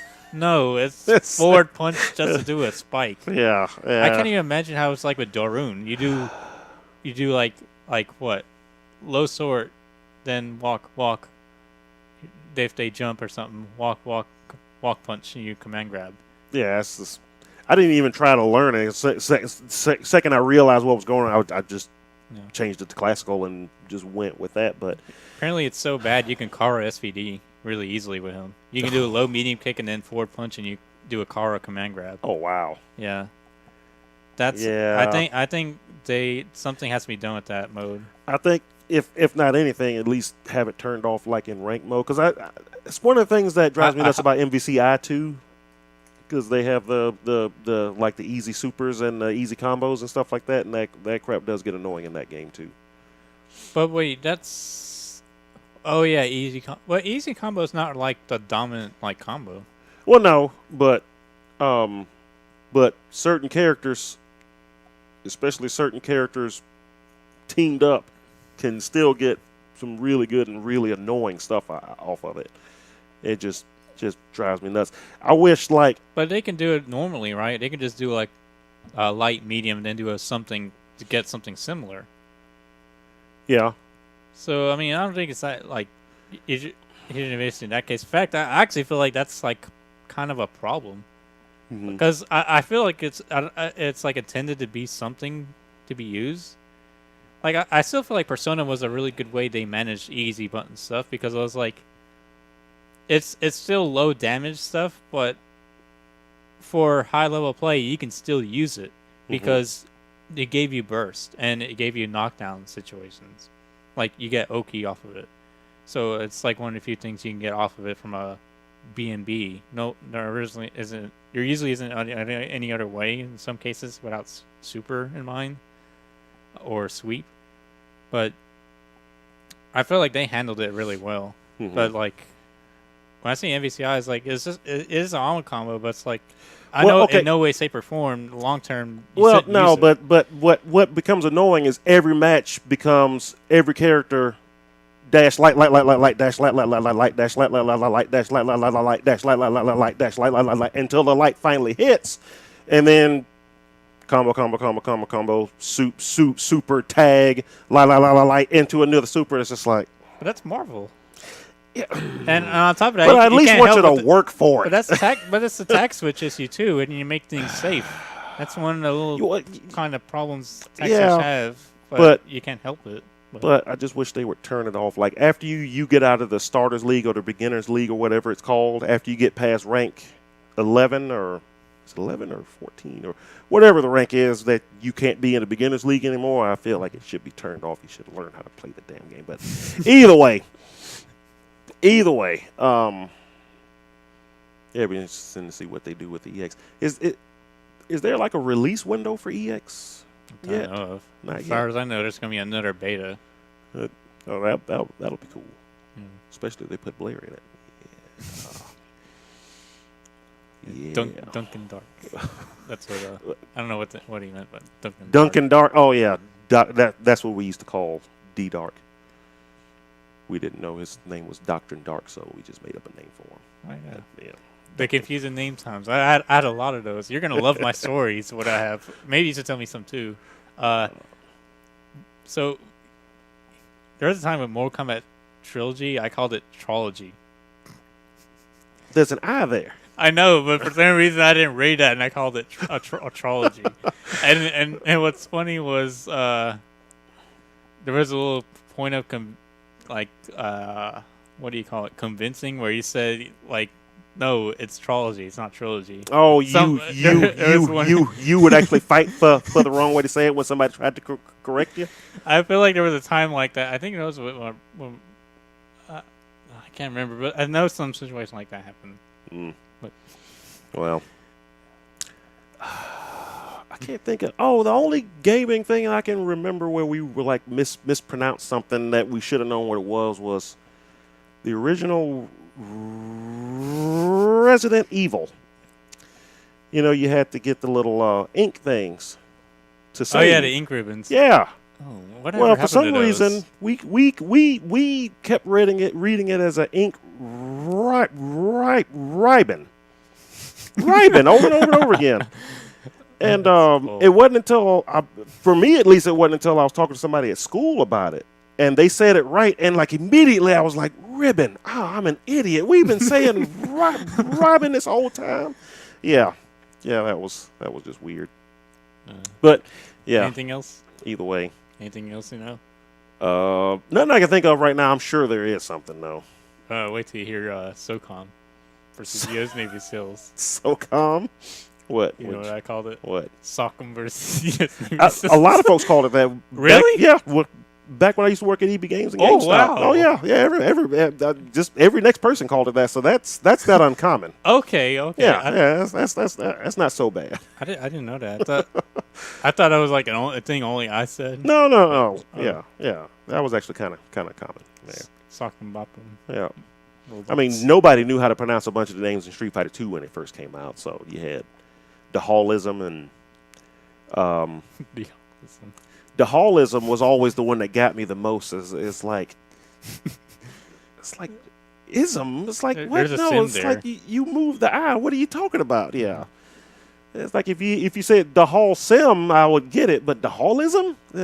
Yeah. Ryu, of course, everybody called him. You know. That couldn't be helped. Anime wasn't a big deal in America at the time, so most folks didn't know how the Japanese pronounced certain things. So, and then you had the cartoon and stuff to try to pronounce it the wrong way too. Oh yeah, so it couldn't be helped by that. That Ryu just been the universal thing. Yeah, even the Street Fighter the movie, both the arcade game and I didn't even think the movie. I think it said that. Yeah.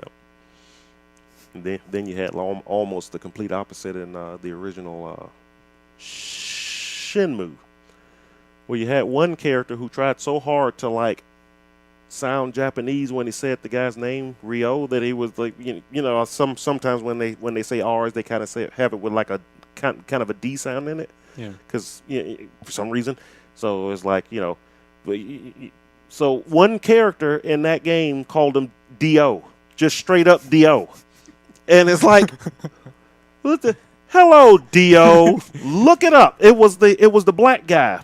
Is it a JoJo's character Do? Maybe we confused the person's name. His name was he would just straight say Do. It was just like what? Why is this guy doing that? But yeah. So anyway, we're getting way off of whatever we were supposed to talk about. Soul Calibur 6. Let's just finish up on the stuff that we missed since last time. So Soul Calibur 6. We talked about this earlier. We don't know a whole lot about it. Yeah. But it exists. This was revealed during the VGA Awards, I think. Oh, yeah, I guess so. Yeah, I completely missed those. I was at work the whole time it was on. I didn't get home until like 8 o'clock that night. And then by the time I did, I forgot. Duo. I swear, look it up. I forgot the guy's name, but it was the black guy, right? Yeah, Dio, yeah. It was the black guy with the dreads. Look him up. it's got to be on YouTube somewhere. And every time he said your name, it was D-O, just straight up D-O. It's like, why? It's an R there. Why are you saying D-O? Hey, D-O, what's going on, D-O? I was like, my name's Rio.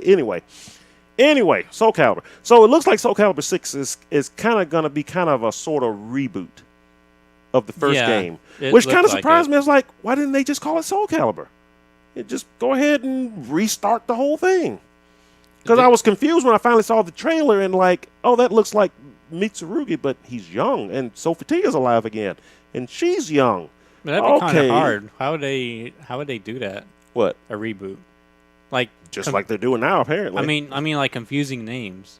Because you know how like Sonic the Hedgehog, for example, there's Sonic and then there's Sonic 2006, which nobody wants to know. Well, yeah, but that wasn't written on the case. It was still just yeah, but it's Sonic like how it feels kind of like confusing if you had to like tell people. How long ago since the original Soul Calibur came out? I think you'd be okay if you did it. It wouldn't be that confusing. Because then how are you going to handle the sequels? Are you going to call it now Soul Calibur 2? And you're going to like, which Soul Calibur 2? I know back in the day, the original Soul Calibur 2. Oh, which one? You mean the second reboot or the first reboot? Yeah, I keep forgetting Soul Calibur was kind of a reboot of Soul Edge. Yeah, Soul Blade. Yeah, Soul Edge was first, right? Yeah, Soul Edge was the arcade. Soul Blade was the home version of it, 1. and then Soul Calibur came out, which looked, which was a really cool game when it came out in the arcade. But doggone, when that game came out on Dreamcast, it was like you couldn't go back and play the arcade version again. It was night and day. Did Dreamcast look different? It looked way different. The arcade version looked like a PS1 game. Yeah, the arcade's based on the Tekken 3 board. Yeah. So it played a lot like how Tekken 3 would look like. And the same thing went for Tekken Tag 1 also. Tekken Tag 1 looked like the Tekken 3 arcade because it's the same board. Mm-hmm. But then the PS2 version looked way better. Even the music's different too because it uses sequence like stuff. They use their Namco whatever soundboard whole sequence. Well, I'm pretty sure Dreamcast is streamed audio. So I don't know. Did it sound different? I don't know. I'm not a big audiophile like you are, so whatever. But I know it looked a lot different. But to me, rebooting it anyway and calling it Soul Calibur 6, I guess I can see why that wouldn't be as confusing, especially to somebody just coming into the Soul Calibur games. But to them, it's like, if you're just coming into Soul Calibur, you wouldn't know this is a reboot of the whole story. So to you, this is the first one, which is, to me, it's like still, you could have just called it Soul Calibur. But I'm weird like that. So I don't know. I just thought just think that was weird. And they're going to be announcing characters over time and bringing back the original ones. Hopefully they'll bring back Rock. I mean, why couldn't they just call it a different name? I mean, why don't they just call it a different name? Instead of Soul Calibur, it could have been something different. Well, they did it with Soul Edge and Soul Blade. Yeah, but Soul Calibur is kind of the brand name. It is a legendary name. Yeah, that's the name everybody knows now. So, but it still bothers me to hold. You don't really want to. I don't like reboot names. I wonder if they're going to do guest characters. Well, I mean, obviously they're going to do guest characters, but I wonder if they're going to do console exclusive ones. Because isn't it now? This is it coming out on Switch? I don't know. I think I want to say it is. I'll search it up. Because I remember thinking, obviously they're going to put Link in the game again, because when he was in Soul Calibur 2, that was, I can attest, because I worked at EB Games at the time, that was by far the highest selling version of the game, was the GameCube version. I mean, it wasn't even close. Soul Calibur 6 isn't in development for Switch, but that might change. So I mean, it wouldn't surprise me. I mean, the thing's selling like hotcakes, and they're putting other fighting games on it. Like, did you see KOF? Wait, what are they calling it? Oh yeah, the tag game. The girl tag game. Yeah, it's like Gal Fighters. Well, it's not even Gal Fighters. It's not even Gal Fighters. Yeah, but that, I mean, that's basically what it is. Yeah. But I was like, this first thing I thought was I'm gonna have a hard time. It's gonna be like Dead or Alive 5. I'm going to have a hard time convincing folks that I play this game because the fighting is going to be good in it. It's kind of like saying, I play Arcana Heart, but you don't want to say that. But you wouldn't. It's like a game that you secretly enjoy at home, but you you can never admit that you.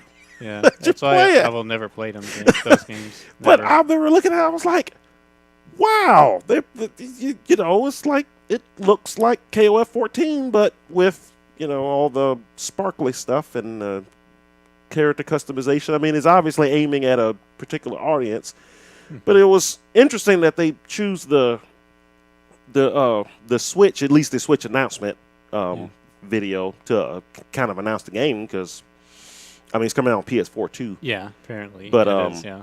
but yeah, but it actually looks really good. I'm actually kind of want to play it. Really? But because to me it looked like just like KOF 14. yeah, To me it looks like Tekken 3 arcade going to Tekken Tag 1 arcade. It's the same but different yeah, feeling. yeah.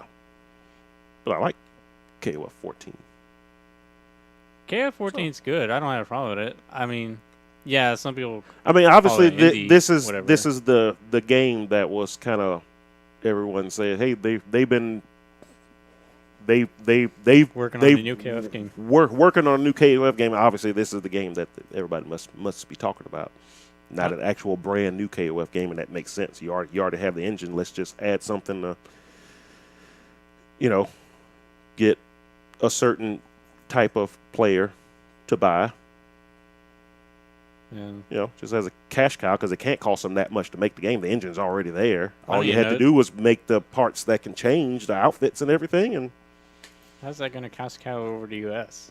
I don't think it is. I think it's going to be a cash cow in Japan, probably. no, Obviously, it will be a cash no, cow. for it'll Japan. do well in Japan, and it'll probably do good enough over here. Korea, probably. It'll probably do Korea's good Korea's enough home over of here. King of Fighters, I think. So I mean, they'll- they keep but making US, those. They keep making those. What do they call? Pachinko? No. What? Sinron. Senran Kagura. Yeah. Why does that name come up? Why? Yeah, because that's the game with the girls with the Yeah, the swords girls and the blow- boobs and the the girls blow up clothes their come clothing. off, and yeah. Wait, Yeah. who was that by? Well, it's not by SNK or nothing like that, but those games sell well enough in America where they keep bringing them out. Really? Yeah. It does well in the US? It does. Again, it does. Obviously, it does good enough. If nobody was buying it, we wouldn't be getting those games over here, I mean, especially on Steam. sure, people buy it, Yeah. but it's like, it's not that popular, though, right? Again, you're not going to know anybody who has it because nobody's going to admit to having it. But enough people buy it where it keeps coming out. So I can see where SNK is like, let's just tap into that audience a little bit. You know, hide a good fighting game under a layer of you can put mine the skimpiest outfit you can find now. So I'm guessing it's going to probably be as, like, the amount of viewers. I mean, player count as a game probably like Guilty Gear might get, right? You think? Maybe a little lower than that. Yeah, But, I guess again, lower. Again, enough to make it worth bringing out. Because like I said, the engine's already there. It wasn't like there was a lot of R&D going into this game. It's going to be a bunch of character models that they already had. Mm-hmm. Probably a couple of new ones that weren't in 14 that they can then just shift and put into 14. If they want to. So, you got a game that's pretty cheap to make. I'm pretty sure they'll have a low sales goal over here in America. We sell, 25,000 copies of the game. Mm-hmm. Probably do okay. Because again, That's making a comparison with Senran Kagura with Guilty Gear, but not KOF 14. mm-hmm. But yeah, I mean, yeah, for sure. But yeah, like you were saying, Yeah. KOF 14. Then I don't really know what's the true title. What? Of the KOF game? I keep calling it Gal Fighters, but I know it's not called Gal Fighters because Gal Fighters is the pocket. Something game. tag team something. Let's see if I can find it real quick. It's still got to be pretty close to the front because it was interesting. Because I didn't see the Nintendo Direct till that night that it came out. I was like, oh, there was a Direct because everybody was SNK here. Oh wait, no. Here it is. SNK yeah. Oh wow. Okay. Heroines SNK. Tag Team Frenzy. So does it even include? Did it even include characters that weren't from KOF? Not yet. 'Cause They hadn't announced all the characters yet, actually. Okay, because yeah, that makes sense. But it's just weird. I had the 5 characters. I see them in KOF. So it's like Yeah. I feel like a weird call to SNK first. Yeah, well, yeah, I'm pretty sure we're going to get, characters from other SNK games, Art of Fighting, Fatal Fury, Samurai Showdown. Samurai Well, I Showdown. mean, yeah. But it's weird because they already appeared in King of Fighters, so I don't know what A you lot could call of them, that. yeah. So Metal Slug, maybe. Metal Slug, that's what I was just thinking. The chick from SNK Battle Coliseum. It could be anybody. We don't know. We'll find out. But again, this is going to be a game that not a lot of folks are going to admit that they bought. But something tells me we're going to get 4 of these things in the next 10 years. Mark my words. Not a good future. I'm telling you. Not a good future. Yeah, but, still interesting. And I think it was a good idea for them to put that on the Switch, too. It's kind of like, because sometimes, companies are like, like what Namco did with when everybody was wanting Soul Calibur on the Wii. And then Namco was like, okay, well, we're going to make this really, really bad Soul Calibur action RPG game. And if you guys buy that, then we'll put Soul Calibur on it. Everybody's like, I don't want that game. I hate it when companies do that crap. It's like they put crap out to gauge interest in the thing that everybody's asking for. Yeah, it's like saying play Mortal Kombat Special Forces a lot to get the new Mortal Kombat game. Yeah. It's like, no. Yeah, so. Have you even played that game? Once, briefly. How was it? Not very good. Shaolin Monks is awesome, though. Solid Monks was how they have not remade that game yet. Why is there no sequel? Surprising to me. I don't know. Okay, so we've done all that. DBZ. Oh yeah. The beta starts. If you pre-ordered the game, the beta starts tonight. At let's see, approximately. Let's assume it's 8:00 Central Time. It'd be. Yeah. So it starts 6 hours. 6 hours from now if you're watching it live. If you pre-ordered the game, then you can start playing it. Then you can preload it now on PS4 and Xbox One. I've already got it on the PS4 right there. I'm not going to be awake at 2:00 in the morning, I know, but the second I wake up tomorrow morning, I will be in this office playing that game. And it's going to last until Monday night, early Tuesday morning at 2:00 Central Time. If you didn't pre-order the game, you got to wait until tomorrow night. Yeah. Early Sunday morning. Yeah. So not to PC users, no. Yeah, no PC version of the beta, unfortunately. Yep. But I can understand why, because certain folks, like with Street Fighter 5, might find a way to not make it a demo anymore. But make it a free offline. Yeah, exactly. Game. Exactly. Have sessions in Louisiana. Which is also why the PC version of that game is coming out 2 days after the console version too. So. Yeah. I guess that's not a bad idea too. Yeah, but then again, it's like, what can you beta test during that quick time span? That's what gets me now. The irresponsible use of that word now. Time frame? No. What? Beta. It's like, it's not even a beta anymore. It's a demo. Yeah. It's a demo. It's a demo. Like the first version of it, they might have been testing it online. Like the EX. That felt like an actual test because, the servers that first day weren't working very well at all. So it's hard to even call it. Is that an alpha or a beta? I can't even tell. That was a beta. I think it's a beta more. Yeah. Because alpha would be something you could hardly even play at all. A beta is when all of the baseline stuff is in the game. It's playable. Yeah. Like the game, everything that's going to make the game work is in, and then you start stacking stuff on top of that, and you test that as you go on. Yeah, alpha would probably be something like where if you did something, the game would crash, probably. Like, alpha, like all the main stuff is not in at all. It's just like, very early parts usually spread apart, and then you put those together to make the foundation, and then you go on from out there. But yeah, this isn't really a test at all. The game comes out week after next. If they're still testing stuff, if it doesn't work yet, But either way, I didn't get into the original one, so No one made a comment. this would be good. Oh, what do you say? It's a beta for the online server. Yeah, that's why there's no single player modes. That would be a demo. Yeah, well, I guess. I thought I heard that there was going to be a offline training mode though, or even online or whatever. Now, what was the online testing last year about? The first one? This is called the first. Well, beta. it was for the servers, yeah. This is the first beta. Mm-hmm. So what's the alpha of netcode? Huh? Does the alpha test for netcode even exist? I don't know. It's a good question. How do you even use these terms right? You don't even know. But yeah, I'm looking forward to that. I really wanted to get into the first test, and I didn't. Yeah, I didn't. Even though I signed up for it under 4 different accounts. I signed up for it under the Fight Club's PlayStation account, my personal PlayStation account, the Productions PlayStation account, and my personal Xbox Live account, and the Fight Club's Xbox Live account.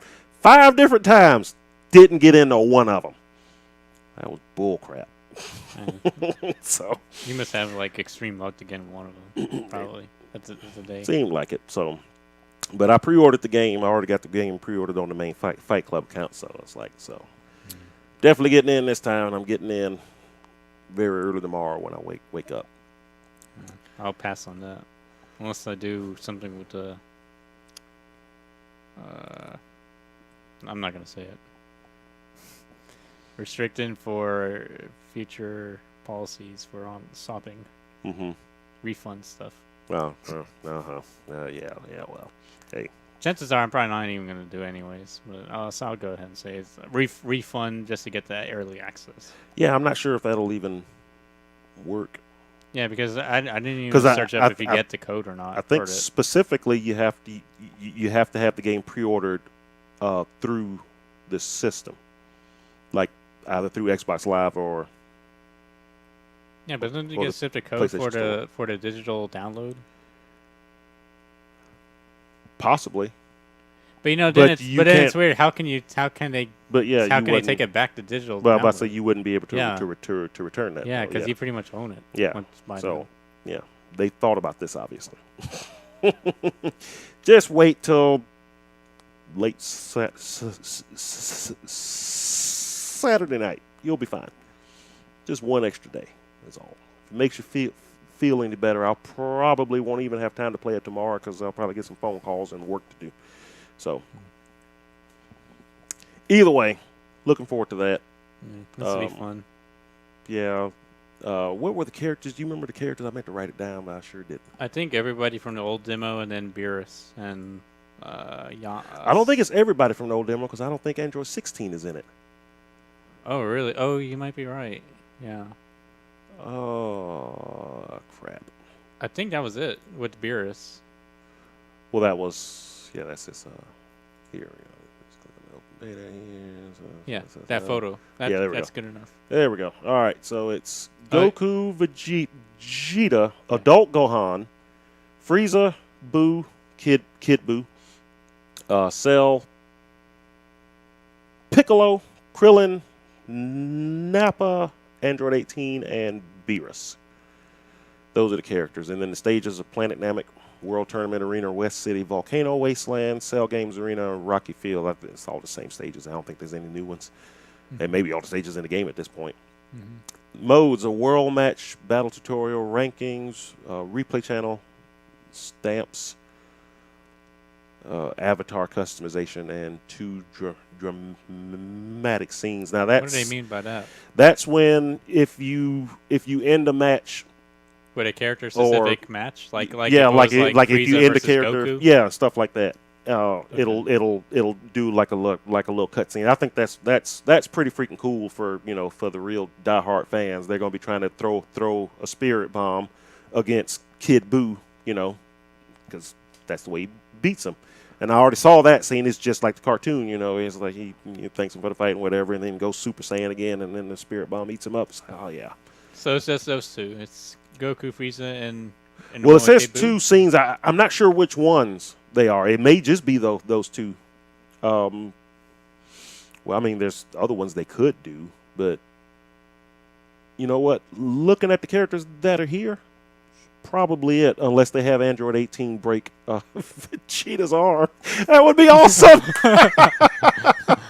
That would be amazing. She just walks behind him and bah! And see his arm twist out, and he's done. No, that's probably not gonna happen. But yeah. So 2 dramatic scenes, but I bet you anything, if I had to guess, that's going to be the 2, the Frieza one and the Kid Buu one. Mm-hmm. I'm interested to play with Kid Buu.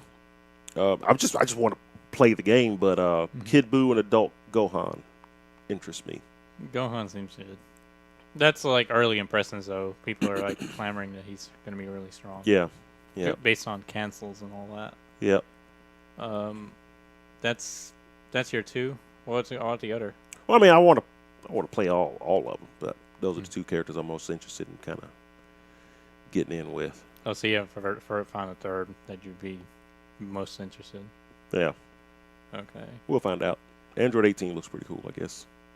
Android 18 looks really strong. I mean, I think just herself alone having a solo assist is good enough. Yeah. Because they're purely Oki assists. Because if you do air knockdown, you do her assist, and you pretty much get a mix-up. That's it. Well, it's like a safe mix-up. It's like saying you got a safe jump, but now it's like, because of the assist, it makes it safe. Because they have to block. I mean, yeah, they could probably do an invincible move, but you're pretty much limiting their wake-up option because of the assist. So that's good. I'm considering Beerus and Vegeta, and the other person I was considering isn't on the list. It was going to be Goku Black, but oh yeah, it's not there. Oh, I'm sure everybody's going to be using him and Hit just because he looks cool.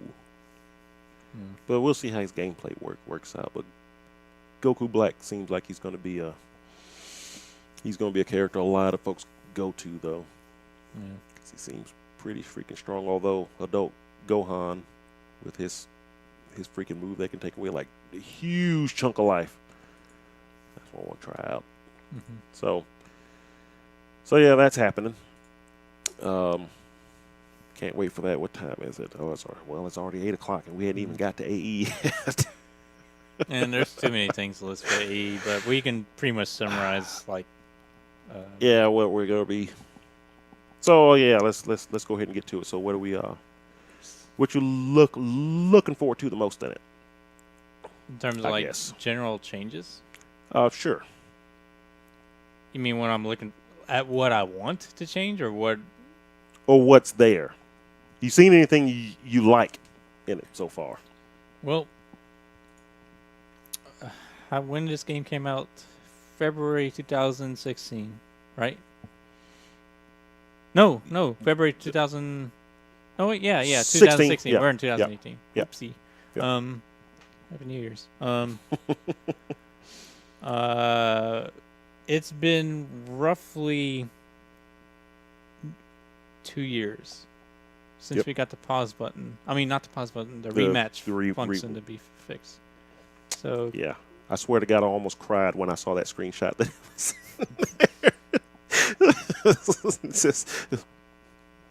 Is this almost the 2 years? I know, and it seems like something that should have been like, oh, okay, done. Yeah, but obviously it took almost 2 years. 2 years. Well, they only had the one guy working on the game, and he had to make characters and the net code, and that's why Abigail still wasn't done. Like I said, I feel like Abigail, they finished him like a minute before he came out or something, because they announced him at the last minute. It's like, and he's coming out tomorrow. It's like, yeah, I don't think they thought he was going to be finished in time. And they finally just pushed him out the door, and the game's still kind of bugged with the sound and the music and everything. And I wonder if they made custom stage endings for him. Yeah. Oh yeah, I forgot they didn't do anything for him because he was so. Well, big. He was too big. Yeah, so he wouldn't fit. I mean, you could like shrink his model down a little bit to make them fit into the stuff, but then that wouldn't look right. So either way, I think it'd be fine if he doesn't get to deal with that. I mean, I'm okay with it. No, I'm fine with it too. Yeah. 'Cause it kind of makes sense. It feels like, I don't know. I felt like I saw something like that before in older games, where it's like a bigger character couldn't deal with something that's universal with the others because he's so big. Mm-hmm. So they had to ditch it. So I'm used to it. Makes sense. Yep. Um, So yeah, that's nice. From the footage of the guy that somehow got his hands on the. So okay, so this dude bought a disc copy of Street Fighter V. It wasn't even AE edition, Nope. but for some reason when he put the disc in, it was AE. Yeah. Which means they're probably printing the I guess they started printing the disc early, either on mistake or they were just like screw it. Yeah. I don't know, but one thing I noticed is that the game seems to load a lot faster. Did you notice that? At least on PS4. On that video comparison, yeah. Yeah. I noticed it is a very big I noticed. change. I was like, man, it seems like it loads much faster now. Mhm. I just like the whole aesthetic with the gold stuff and the lights and Yeah. the. There's a lot more stage going select and on. all that. Yeah, Yeah. that's cool. Although I don't like the whole. Well, I don't know. I mean, I could dig the date thing, but Mhm. part of me didn't like it because I feel like I was trying to go too much of the whole sporty style. Yeah. Because now it's feeling like, oh wow, now you're watching ESPN. Well, yeah, yeah. Well, yeah. Here's the that's date here. Yeah. That's what I was thinking. It's Yeah. making it seem like more like you're watching, these sanctioned street fights on like being broadcast or something like that. Yeah, but I kind of like the old, like it's kind of weird when it's called Arcade Edition, and it's giving me, it's kind of feeling like a sporty style of aesthetics and not really too much like an arcadey style. Yeah, game. yeah. I still have issues with them calling it Arcade Edition. I still don't quite understand why. I mean, I know the whole, they put an arcade mode in it, but I still feel like they should have called it something else. But either way, and they snuck a lot of little stuff in it, which I figured they were going to do. And of course, folks can't have a surprise these days. So, like, the thing with the training mode where you can see the Colors. yeah, the colors show you if you're an advantage or disadvantage. The little frame bars up there. Yeah, that's nice. Yeah, I mean, it's, just little stuff like that. It's pretty cool. Yeah. Then this one was kind of a surprise. So you'll be able to change your fighter ID. What? Fighter ID? Yeah, Oh yeah, but it costs like, $200K fight money or $10. man. But I still don't like the flag thing. I feel like the flag thing should be universal to what you set your region to in your console or PC. I know I kind of thought that too, but what if you're somebody from France that lives in Quebec? You still want to put your French flag up there, and it's not like your flag will make you connect to like a French server if you put a French flag up or something like that. It's still depending on where you're playing from. Well, I mean, that's the idea. Is to temper what your region is for the netcode purposes. Mm-hmm. If you're playing, like, it didn't matter if you're like France and you move to wherever. Like you should, the flag should be whatever your areas is. Right. That's the netcode's based on. If you're playing against someone in Japan, you should be playing someone at Japan. Yeah, but I don't think that flag was ever meant to show. Was ever really meant to show where exactly you're playing somebody from. It was just A national pride what thing. what if A pride you're thing? yeah. What That's if you're part of my somebody? problem. What if you're somebody from France who went to school in Quebec? I don't. But now care. you're playing Street Fighter V up there, and you're forced to have a Canadian flag, but you want to fly the blue, blanc, and rouge. I don't care about the name. Et les bleu, blanc, et rouge.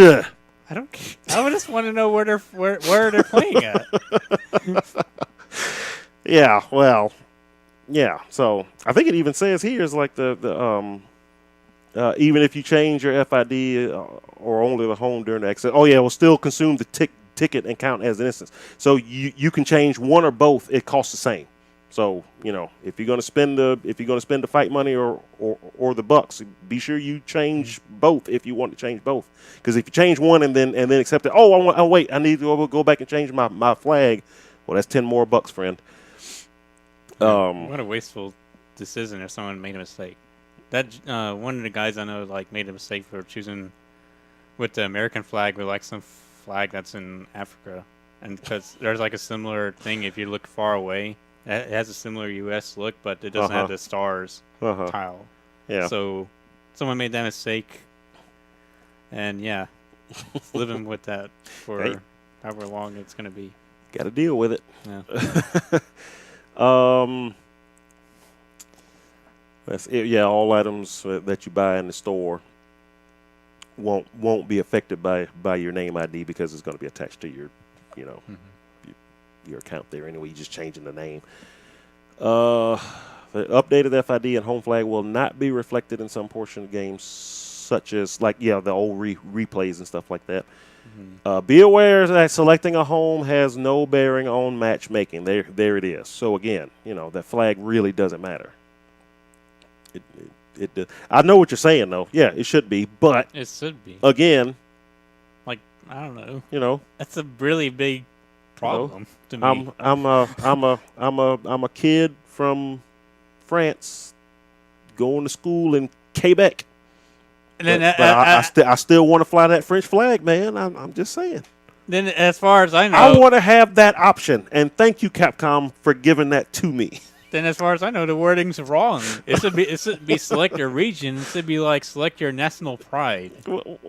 I don't know. Or for some folks, either way. Anyway, okay. So, increased active frames on a regular throw from 2 frames to 3 frames. Definitely could see why. Yeah. Now, why is that? Because primarily getting meaty throws are kind of hard. That's why. A lot of people complain about landing the throws on wake up because some people have really deceptive. Some characters have deceptive back rolls and quick rises. That when you compare it to the rest of the cast, and it's only going to pile on year by year. I think just some people are just not going to be used to matching in a visual sense, and they're gonna either whiff it or be too early with it. Right. So that's why you go to practice mode. But something I don't do.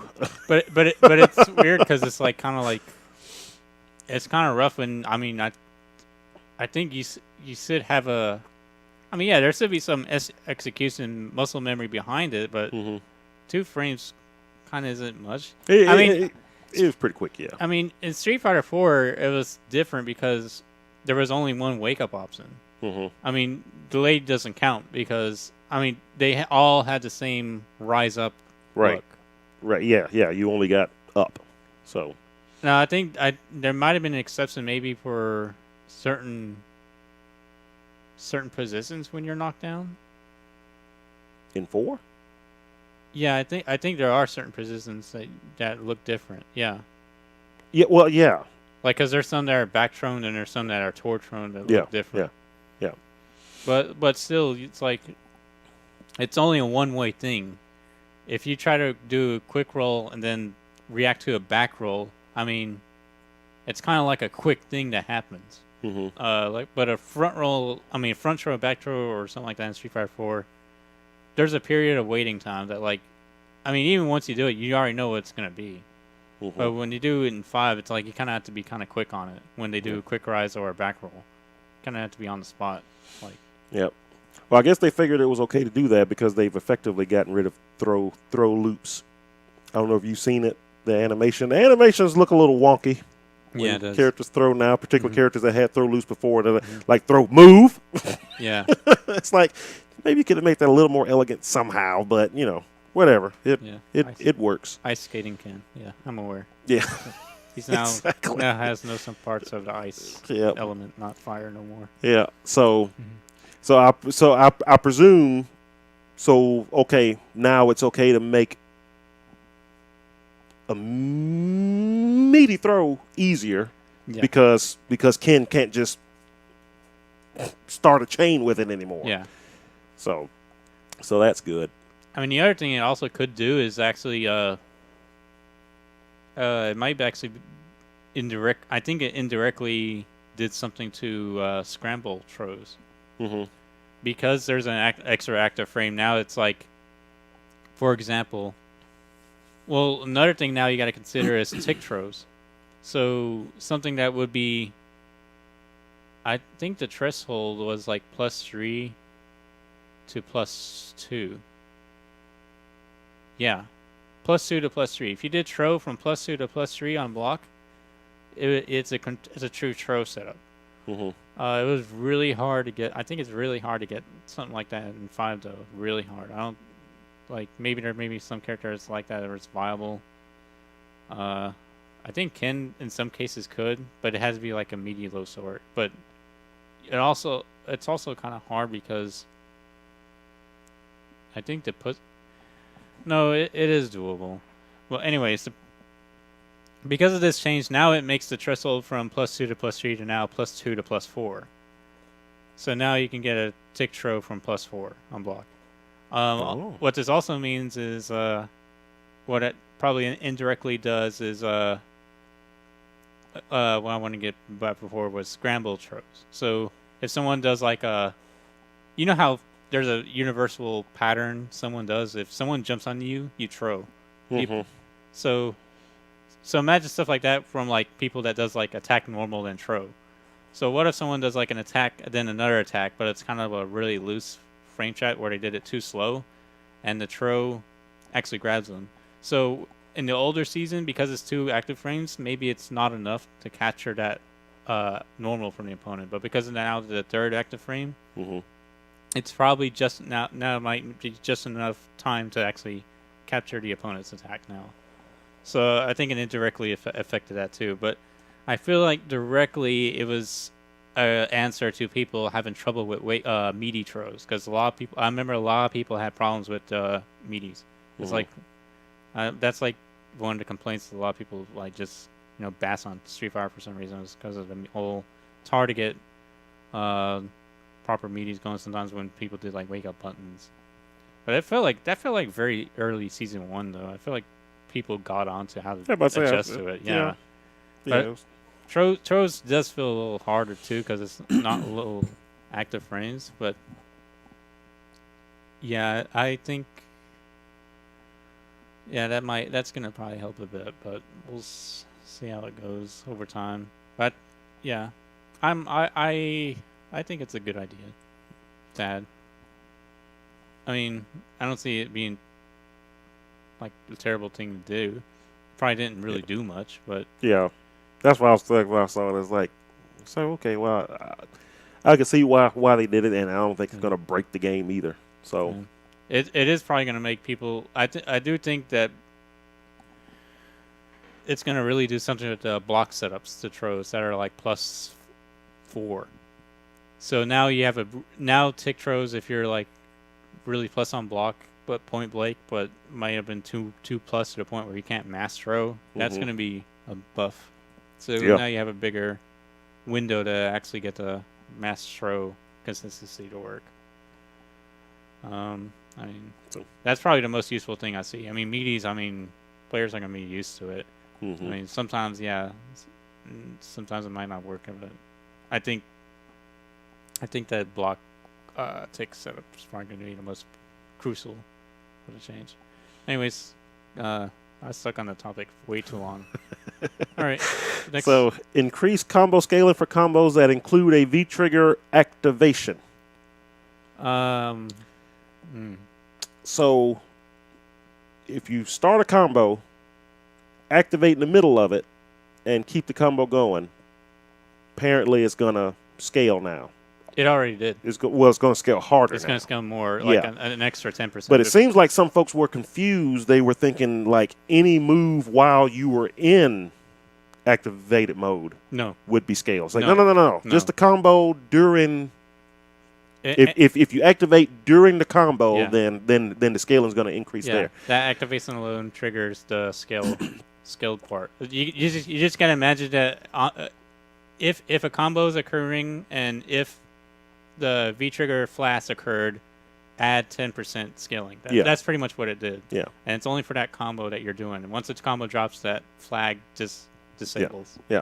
And it's my understanding too that the scaling on a super move isn't going to change. So it's always maxed out at 50%. It always is 50 no matter Yeah. what. But Yeah. it will still scale. Like if you did like strong into V trigger into super, for example. Mm-hmm. Let's see. I gotta remember how its skill was like. Street Fighter 4 was 100, 180, right? I don't remember, to be honest. Because I think Street Fighter 5 was 190, 80. I think so. Yeah, Street Fighter 4, I remember Street Fighter 4 had a better scale turn events than 5 did. So I'll go with that. I'm probably wrong. Well, let's go to that. But yeah, if it's like that, 100, 180, your super for V-Trigger in old Season 1 or 2 would be like what? If we did low strong V-Trigger super, it would be 170. Your super would be 70, I think. 70%. Mm-hmm. With this would be 60%. Right. Yeah.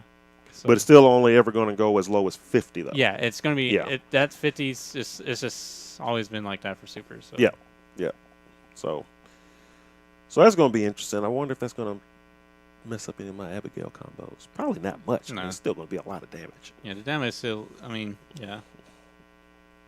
But there's a couple combos I do depend on if I get a crush counter, activate, and do the rest of the combo. So still going to hurt. Yeah, there might be like some like changes in your optimal strings. Mm-hmm. Like I definitely probably could see can have that too, probably. So now like instead of like jump in fierce, low fierce, V trigger, what I always usually do is low fierce Tatsu no matter what, because you're still at that point where your scaling's pretty high. Mm-hmm. Well, high percentage. High percentage, yeah. Not like not low damage, pretty high damage. Right. But now with the new change, now it might scale more to do less damage. So now you might as well just do the more hitting combo ones, probably. Mm-hmm. But it really depends on like how many hits you did before. So, yeah. Yeah. We'll see how that plays. I don't think it's going to be that big of a deal, but yeah. For all I know, it's probably going to be the same combos you use. It's just going to affect damage. Yeah. Most cases. Increased recovery on command throws. I noticed this when I was reading through a bunch of the characters earlier at work. Bad change, I think. Trying to get caught up. Yeah, I think it was fine the way it was, but I'm thinking. I think I maybe understand now why they probably did it though. Now, before I was like, this is really a bad change, but I think the reason why I felt that way is because I considered Dragon Punches. Mm-hmm. Losing invincibility. To me, this feels like how that would compensate. But then again, it makes you feel like, command throws should have crush counter things. I'm kind of surprised it doesn't have that now. Now, if I'm thinking like that. Oh, you could be crush countered off of on the recovery. That might be a bit too much, though.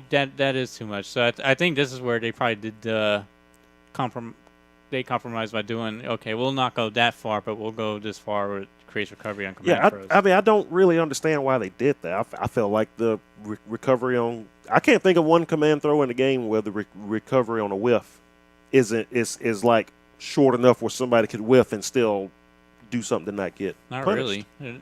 Almost everybody can be bigly punished. Bigly's not a word. Hugely punished.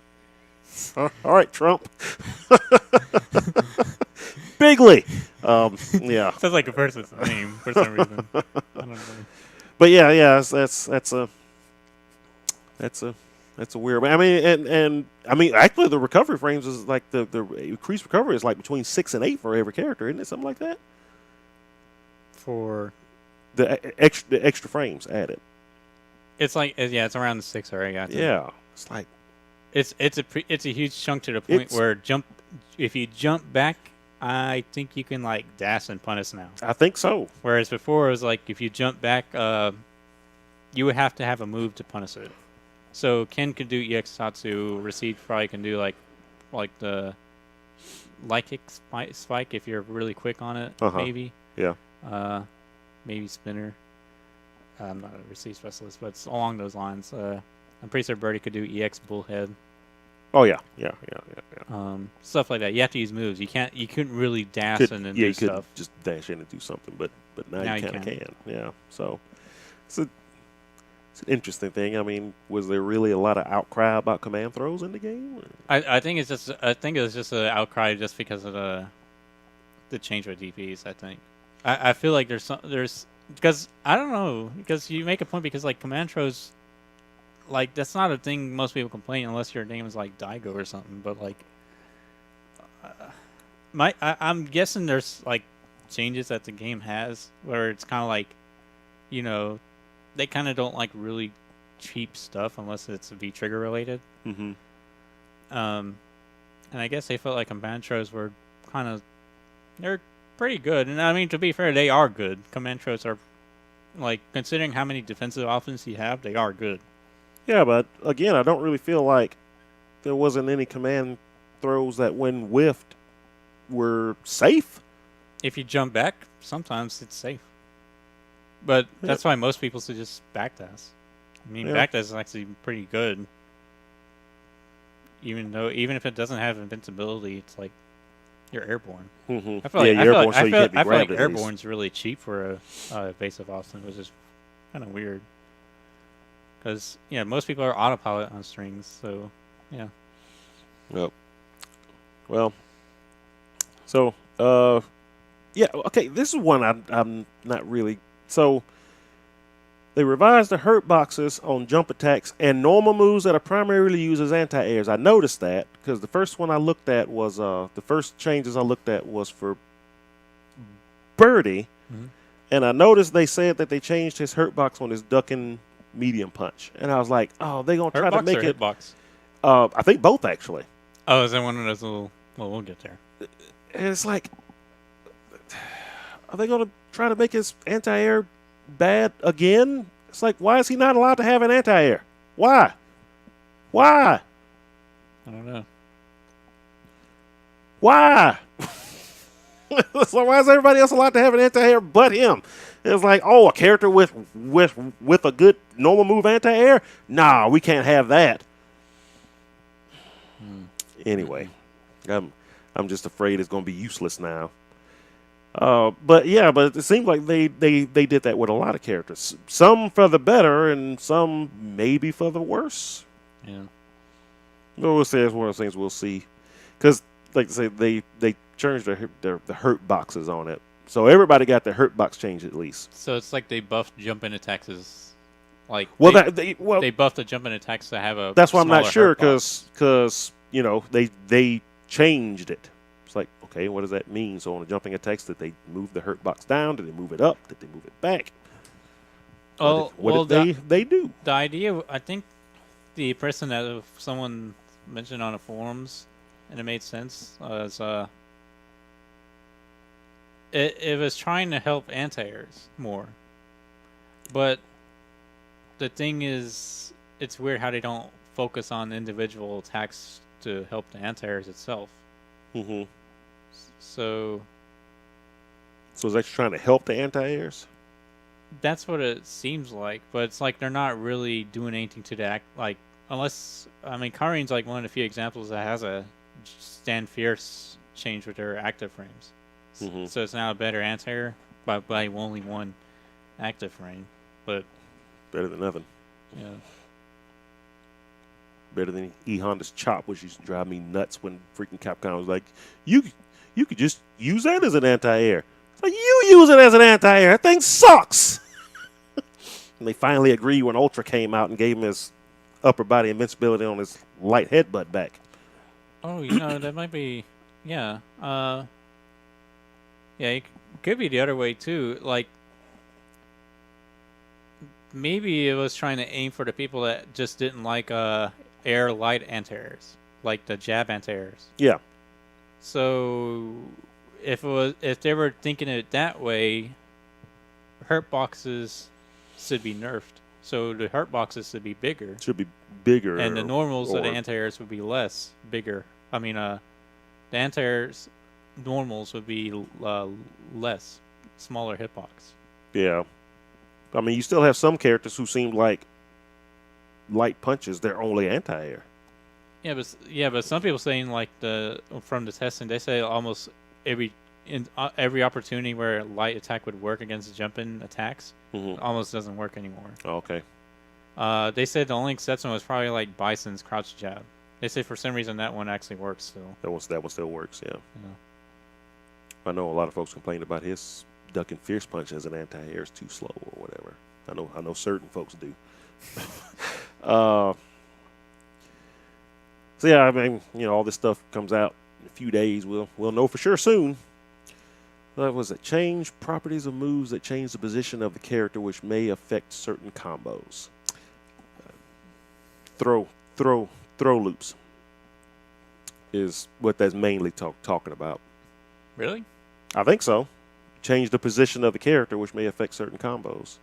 Or, well, certain combos too. Yeah, combos too. But I think that also. I was thinking of stuff. Well, the immediately thing came on my mind was like Ken's V trigger combos, but I'm trying to match with other characters, and it's hard. Unless, I mean, Karin's probably one of them. But if I say for Ken, for example, there are times where he can do like strong DP V trigger, and let's say do EX Tatsu or sometimes even EXDP if you're really careless about it. But EX Tatsu would be a good one. It wouldn't hit properly, or it would just cross the other way. Yeah, stuff like that. Like, because he would be looking this way, but then when you do the move, he'll go the other way. So probably there's like a little inconsistency on some airborne recovering opponents. So I guess the collision box thing we mentioned earlier. Like, I think they probably made a change to that. Probably it's probably with all that. But it says change properties of moves that change the position of the character. I mean, I still think it's collision related. It's just just based on it looks like there were certain positions that weren't like properly homogenized with the other positions of the animations of collisions. I guess that makes sense. Yep. So that's the overall stuff that was changed for everything. Oh, and the Grandmaster rank is now available for players who have league points over 35,000. Yeah, man, that's never going to happen for me. I don't care. I got my platinum rank. I felt like I beat the game. I'm still at super gold, and I don't care. Any characters you want to look at specifically, real quick? Because I mean, we could sit here and go over all of them, and I'm sure we could talk about all of them, but I'll be dead by the end. Yeah. So, I mean, you could just touch on highlights or just general things. Let's go to Ryu first. Oh, okay. All right, my boy Ryu. He still sucks. We can move on to the next character. But he's got the donkey kick. He's got the donkey kick. That is good. I know. He should have had that from the beginning. I actually agree. I don't know why they waited to give it to him. Because it was either that or they should have made Crouch and Tatsu work. Like in Beta 1. But they didn't. So I was like, maybe Donkey Kick may come. No. So now we're stuck with Stand Strong, Low Medium Kick, Fireball. That's your best combo meters. That kind of fed me up. And that's kind of like on my pointers of I had to get away from the character on season. When, what was it, Beta 2? I said, like, I gave him a try for like a minute, and then I just went quickly to character select and went to Ken. And I was saying, I don't think Ryu's going to be good in the long run. And even now, like, it seems to be the right choice. He still looks like he's going to not be good. Because if you look at his normals, they're not as good as most of the cast. I think he gets out footsie by a good bit of the cast. Like, one of the great strengths of him is like his dash is confusing to look at. So if he dashes, like, he can kind of get presser really quick because it's misconceiving. If he dashes, the time you react to it's kind of like low, like on pretty late. So if he wanted to do a dash jab, sometimes it'll actually work where he gets the presser in. But some characters, like if they do a dash and jab, like if you're really looking for it, you can get it. Ryu's, it feels like sometimes even if you're trying to look for it, it might not work out in your favor. I mean, that's like probably like the only few things that's okay about him, but the rest is like, don't really see much of a threat with stuff. And the worst part is some of the stuff he got nerfed. He got the back roundhouse Oh startup yeah. nerf. The combo's gone. Yeah. Solar Flex's damage got nerfed. I mean, Yeah, that one I didn't understand. I didn't get that. EX Soriuken got a stun nerf on hit. So That's kind of weird. yeah. Like I don't feel like it's like a true compensation for the buffs he got. I mean, he primarily needed buffs. I think he was like on the. I would argue he was the worst in season 2, worse than Fang.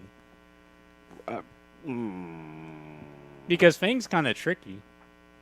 I mean, okay. If we were to consider really professional Fang and really professional Ryu.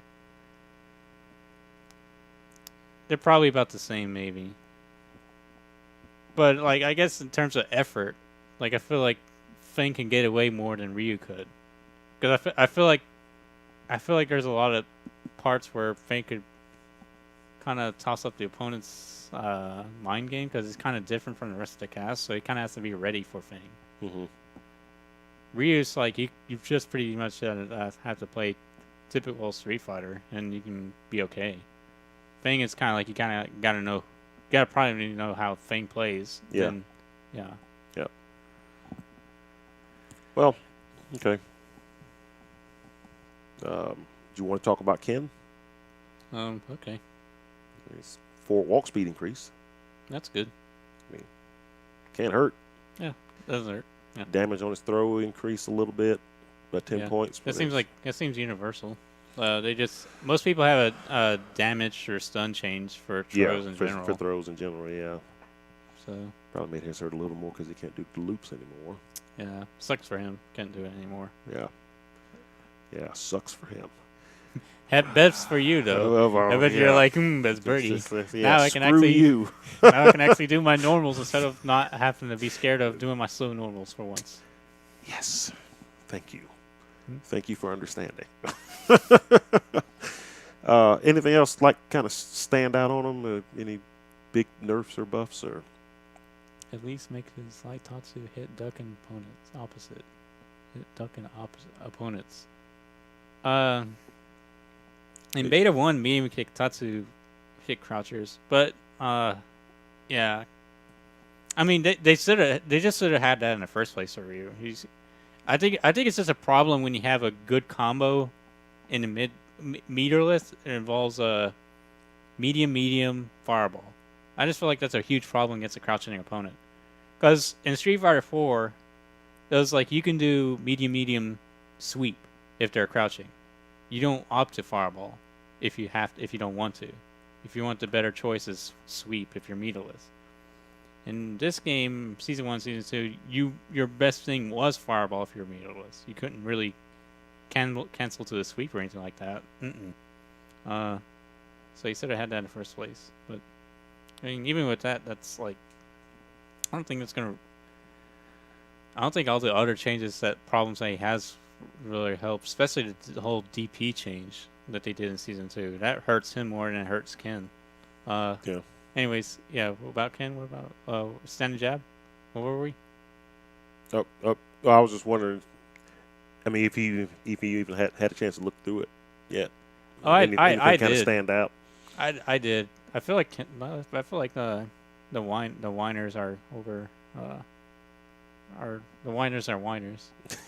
I mean, that's gonna be true with everybody, I think. Yeah, I think Ken's okay. I mean, I do feel like he's like about the same as before. Yeah. But I mean, yeah, if you're the same as before and weren't that strong, like that you lose the top tiers mainly, but you were good against anybody else.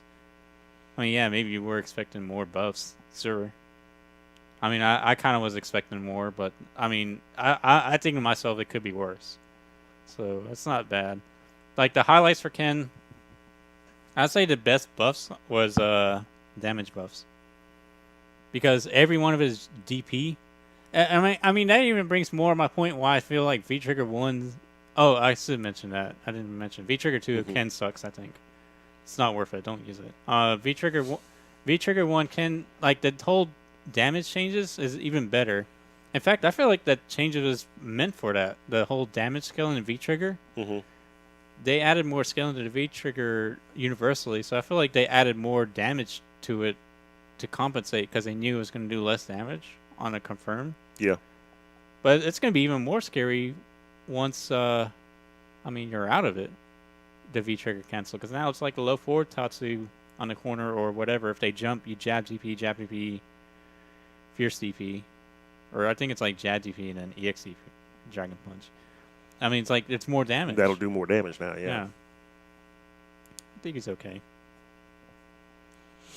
Over for Bison for Nolan. Yeah, I was just going to take a look to see what he's going to complain about now. I didn't really get to look at all of Bison's. Damage increases, well, no, I say that. Cycle Impact got a damage increase. Cycle Fall got a damage decrease. Damage and stun decrease. Standing Light Punch advantage increase from +4 to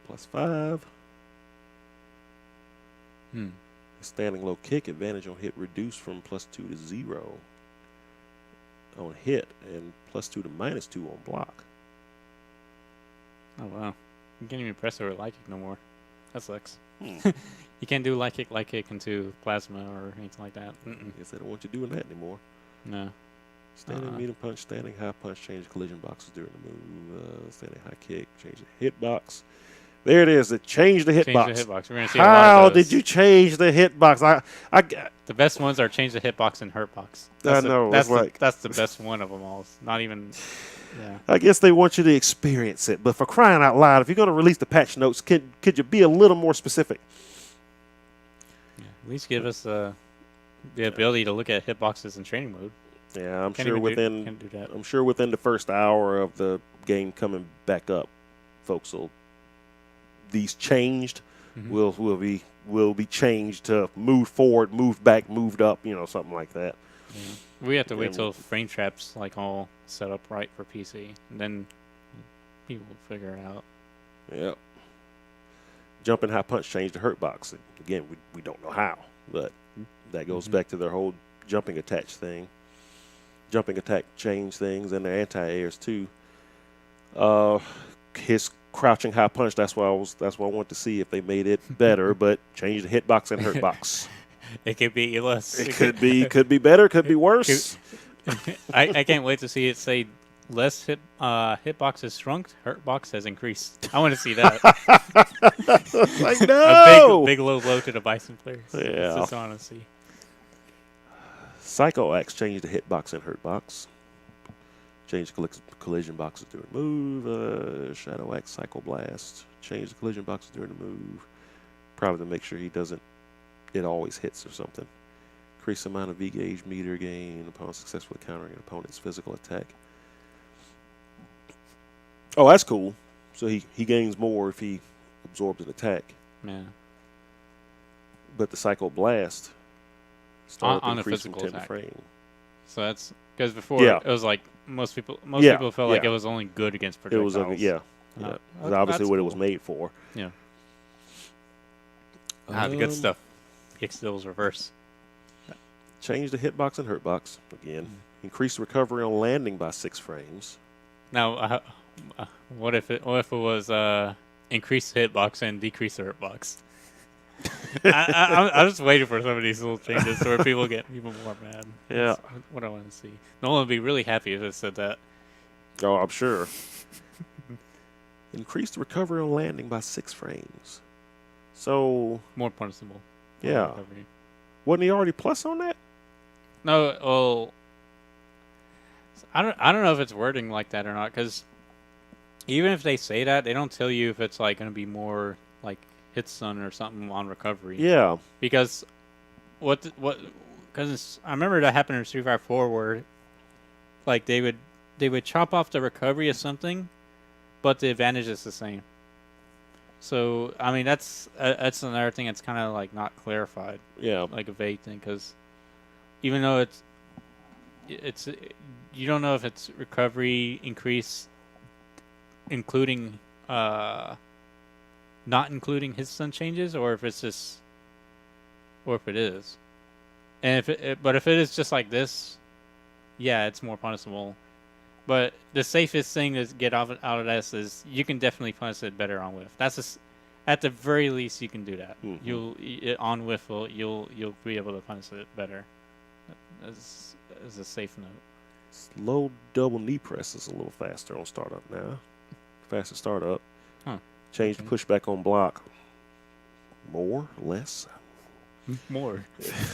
Sure. Make it better. Medium double knee press and startup is also decreased. And the high Psycho Inferno change to cause additional launch height on hit. Psycho Inferno. Maybe better anti. I mean, I'm pretty sure there's intention for combo stuff, but I mean, if it sounds like it's additional height. Wait, change to cause additional launch height on launch hit. Height on hit. Oh, maybe to make it easier to. Maybe the opponent goes higher. Well, yeah, yeah. So I don't think it has anything to do with. It makes the opponent go higher. I wonder if they did that so you can combo it into a super probably. Maybe. Well, no, it doesn't even make sense because you can always just cancel. Like, there's no difference. Maybe it's like canceling the EX kick, I guess. I don't know. Yeah, that probably makes more sense. Easier to hit the fireball after. Yeah. Possibly they have to do that to make it to make you be able to do a cycle crusher after too. Mm-hmm. Yeah. If you're using this V skill for his V skill too, yeah. So V trigger too. V trigger too. Yeah, because he has some of the nicest combos I saw. It looks pretty cool. I was looking at Zangief and he's relatively mostly the same. Yeah, I mean his anti-air, the standing light punch, change the hitbox and hurtbox.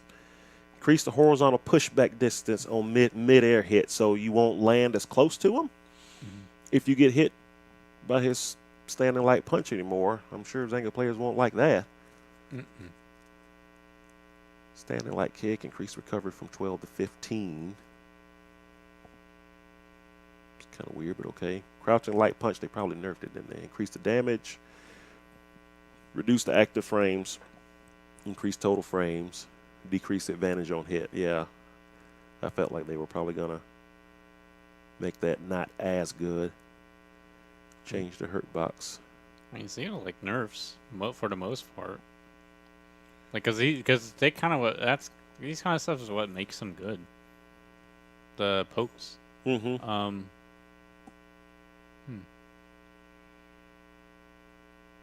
Change the hurt box on his crouching high punch, his jumping high punch, his jumping high kick, and his flying body press. Change hurt box. Let's just assume they made it better. Yeah. Particularly his crouching high punch. I could just see a flying body press where you can't anti-air. Oh yeah, that would be something. And so, of course, they increased the recovery on the whiff of his SPD.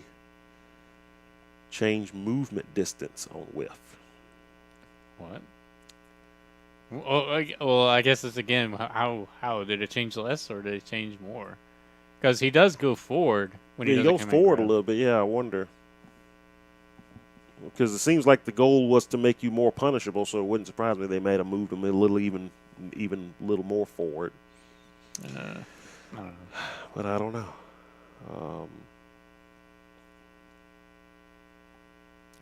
Even the spinning power driver's got more recovery frames now. You mean the lariat? Yeah. That's the. I mean, yeah. The spinning clothesline. Yeah. Double lariat. Tundra Storm. That is V Trigger 1, I think.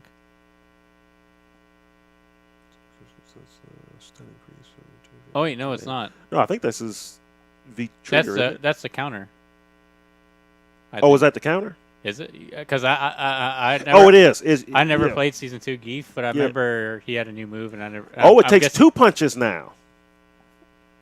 So it's dragon punching 2 punches now. I bet you folks were doing it on mistake. So how do you do the EX? I don't think there was an EX version of that movie. Oh, there wasn't? No. Okay, then, yeah, I And it can still buy. moves still seem kind of useless. It only grabs one type of move. If you're gonna give him a counter for everything. It's kind of Mhm. weird, but It's like a Tekken style counter. Now that I think about it. I bet they did that because there were folks that because I've fought a couple of Zangiefs that seemed to throw that out of nowhere. It's like, what made you think I was gonna do Kick. a straight kick? Oh, okay, I bet you that's why they changed that. Folks were probably doing it on mistake. Reduce recovery on whiff by 10 frames. So okay, so you're not so open on it anymore. So that's helpful.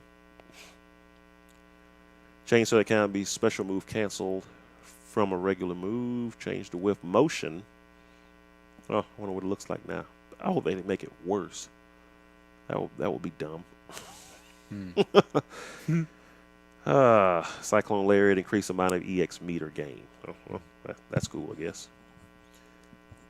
So, okay. Rainbow. I've heard a couple of folks really just like, okay, she's just completely useless now. I don't agree. I think. Mike, what's the guy's name? Cowman. Oh, I'm sure he did. I'm sure. I'm That's sure I missed. I saw him stream the other day, and he wasn't talking about it. But I'm positive. Positive. I heard He his comments probably on said Facebook. something not so good about it.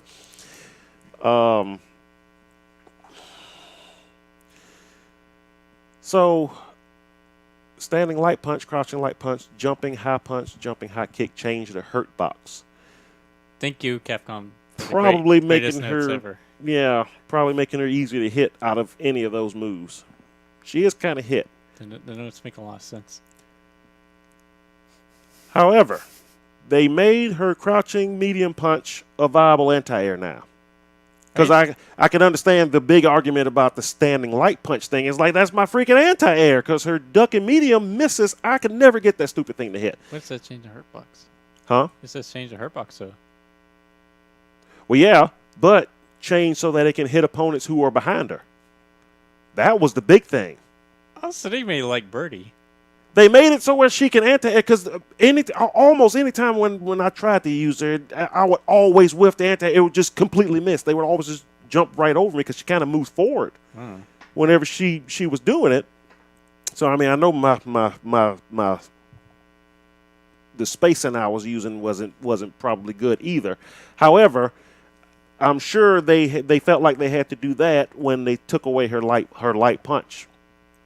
Because I'm pretty sure her light punch can't be used as an anti-air or would trade more now the way they changed the hurt box. So they had to do that with the with what was supposed to be her anti-air. Well, they can still hit behind, but what if the hurt box increased? We don't know. They changed it though, one way or the other.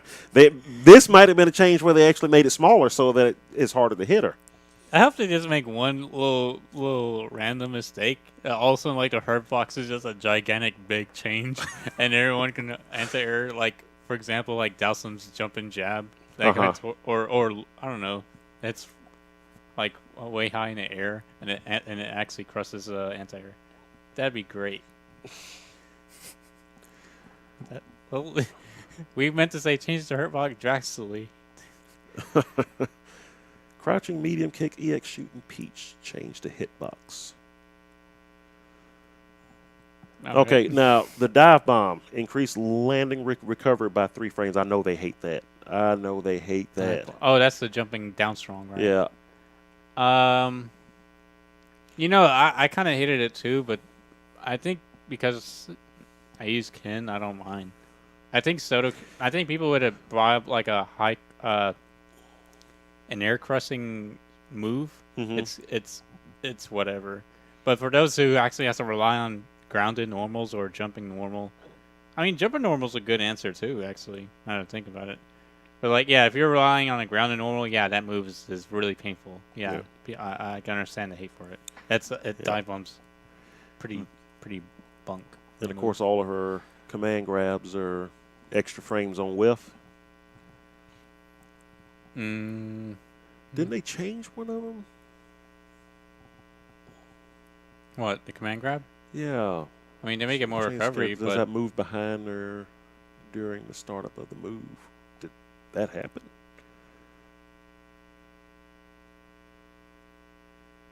What does that mean? She's easier to hit out of it now, or character box does not move behind her during the startup of the move? I'm trying to figure out what are Brimstone and Typhoon. Brimstone is the, if I'm not mistaken, that's the press slam. Oh, the kick. Typhoon is the giant swing. Yeah, punch. Yeah, okay. Yeah. It makes sense. Typhoon's like a whirlwind. Yeah. But they all of her Typhoons hurt more now, though. It says during startup, so yeah. I think she might be easier to hit out of it. Yeah, I think I guess it's like a reel back thing. They kind of like this basically is a nerf for her. Mm-hmm. That's for sure. It's like a reel back effect. They try to avoid that. Yeah. Yeah. Well, that's it. Yes. We'll see how that turns out. Birdie. Standing medium punch, standing high punch, bull charge, EX bullhorn, the EX bullhorn. Change the collision boxes during the move. Okay.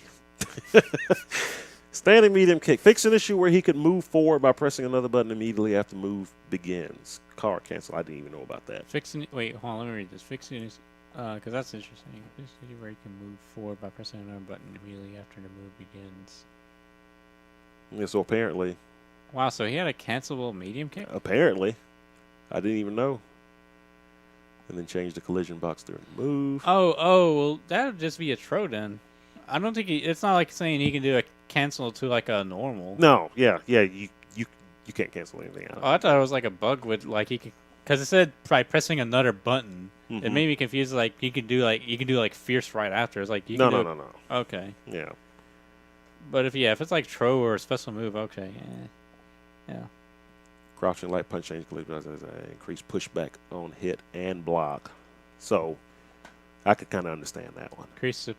So, because every birdie player, including me, and somebody gets close and you just want to get them away, you just do that. But now they'll go further and further back. I mean, he can't just stay in, like somebody's duck blocking in the corner. He can't just keep doing this anymore. But it does already. Not that he really could, but. It does a decent bit of pushback already, though. Yeah. So why now not it does more? Why? Because F birdie, that's why. Why do a lot of these changes happen? A lot of his season 2 things, birdie players actually understood most of them, but some of them are like, it's like you're just trying to make them worse. It's like, why? Yeah, so I guess I can't say anything. He did win Capcom Cup, so I guess he is way too good now. Standing light punch, crouching medium punch, jumping high punch, jumping high kick, change to hurt box. It's like everybody else. Crouching high punch, change to hit box and hurt box. Yeah, it was good. Because both of them are the same. Yeah, I just wonder if it makes it better or worse, though. So, increase the recovery and wealth of his command grab. They increase the damage of his high bullhead, which I think is them just trying to get folks to use it, give you a use it. That is rough. What's that? Throw invincibility. That is. Oh yeah, the EX kill. Yeah, okay, yeah. That is rough. Just like yes, that's the one thing. Is like, why? Yeah, that was a complaint I heard a lot about, and yeah, that was the one thing I was reading through all this. Like, wait, remove throw invincibility. Why would you do that? Again, because F birdie. That's why. It's like.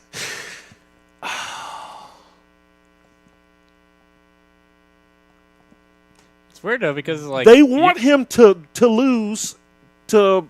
Having to wake up against somebody. They want him to lose. The best part is they made Tro's 3 frames active. Yeah. So, yeah, they want him to lose. But, you could always just do jumping EXSPD. So let's say it's like someone did like an instant, like a Tro setup on a knockdown, right? Let's say Ken had like sweep, cross counter, V-skill, dash, Tro. You can do EX command grab, hold jump, and then SPD. That's like one way you can get away around that. So you can kind of bypass that. It's always the one thing.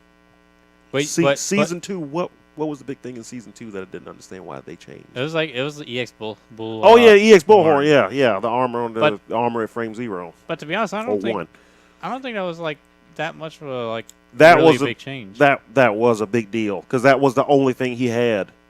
But there was something it compensated with. It did something. What? There was something. I can't remember what it was. No, there wasn't. Yes, there was. You can't remember what there was because there was nothing. That's why they had to give it back to him.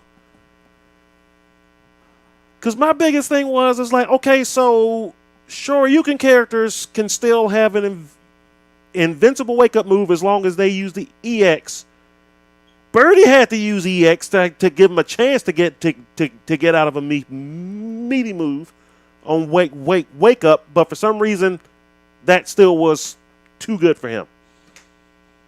And then they finally gave it back because it's like, yeah, they want Birdie to lose to every frame trap ever. Obviously. I think it was like maybe I'm thinking of EX Bullhead on V-Trigger they changed. From season 2.5 to season 2. Oh, yeah. They changed it to where the pushback wasn't as far, I think. Yeah, they did a pushback change. It wasn't quite as safe. And change it to be, instead of being like really safe, they made it like unsafe. But because of the extra pushback, it was kind of a moot point because it kind of really did nothing. Yeah, it didn't make a difference. It just basically they just wanted to move the character a little further away. Yeah. When it was over, but they still couldn't really do anything about it. So it was effectively still safe. Mm-hmm. Yeah. But yeah, that was the one thing I was like, there it is. That's the one thing I will never understand why they did that. Why they felt like they had to remove throw invincibility from the EX command grab. I don't get it. Doesn't look like they changed the his jumping command grab at all though. Yeah. They probably need to actually quicken the startup on it if they apply the input delay patch from Unreal Engine. I mean, I'm curious what they're going to do about that if they do implement it. I'm sure they will, and they'll say something in a tweet or something. But yeah, the high bullhead increasing how much that hurts. I feels like it's like they're trying to give you a reason to use it because nobody uses a high bullhead. Why would you ever? Yeah, it's pretty useless unless it's out of a combo. So I mean, the good thing is you like crush counters. Yeah, crush count. Well, no, not even crush counter. On crush counter, you want to do a mid. The high is still too slow, unless you're close enough to do a duck and fierce punch and then into the head. I mean, if you're far away. Like I think it's still too slow though, isn't it, for the high? No, I think if you're far away, you just do, and you did stand right now, so you can do fierce headbutt. Might be able to. But if you're like medium, close, whatever, near that borderline, you can just do like medium punch into medium punch headbutt, or something like that. Or there's low fierce or something like that. Most ranges outside of close, you have to take a step and do the medium punch. Yeah. Yeah, that was one of the things that they changed in season 2 as well. For some reason, his crush counters move the opponent further away. It's like, because F Birdie, that's why. And then of course the bullhorn, he doesn't reel back as far anymore. That sucks. Now it's kind of useless almost. Yeah. I mean, it's good against projectiles. It's still, but that's about it. Still good against projectiles and it's a good combo ender. And the combo ender. So I mean, that one that one is not that big a deal to me, I guess.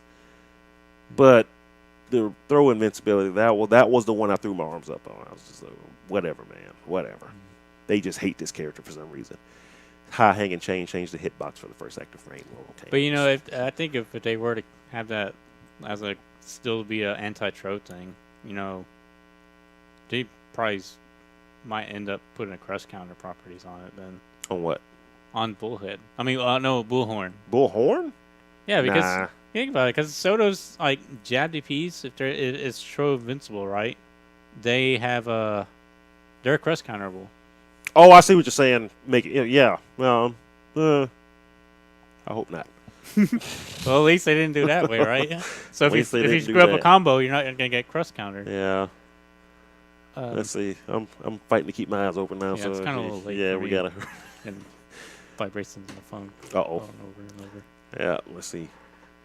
Lower, mid kick changes. Guile. What did they change anything big with Guile? Some people say Gal's good, like on the new change. They say he feels better. Crouching yeah, doesn't look like it really changed much. But if anything, I think it's worse because what? I think it's like Nibazuka's more like. Wait, Wait. What? Nibazuka's has more recovery. Well, yeah, they're not gonna like that. But look down there, Guile high kick. That's his down forward fierce kick, right? It's not the upside down kick. So yeah, it would be the down forward roundhouse, which is high kick. Yeah. Why would that be able to hit somebody behind him? Change so that I can hit opponents who are behind Guile. Maybe they want Anti-air. maybe it can be used as an anti-air now. Maybe they want to make it better used as an anti-air. I never even thought about using it as anti-air. It's really slow for anti-air. It's interesting. Balrog. Balrog does Everybody's still Plethora gonna- changes. But it's all because of tap. It's universal. You could just scrunch it down to one thing and you'd beat about the same.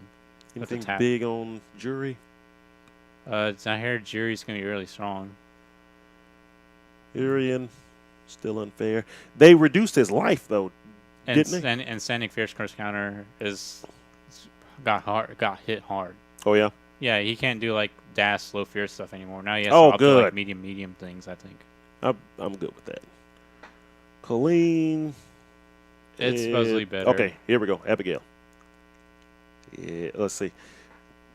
I kept hearing everybody kept telling me, "Oh yeah, Abigail's going to be so much better." I said, oh, okay, changes hurt box from crouching. Change hurt box kind of regular throw. Change it on whiff.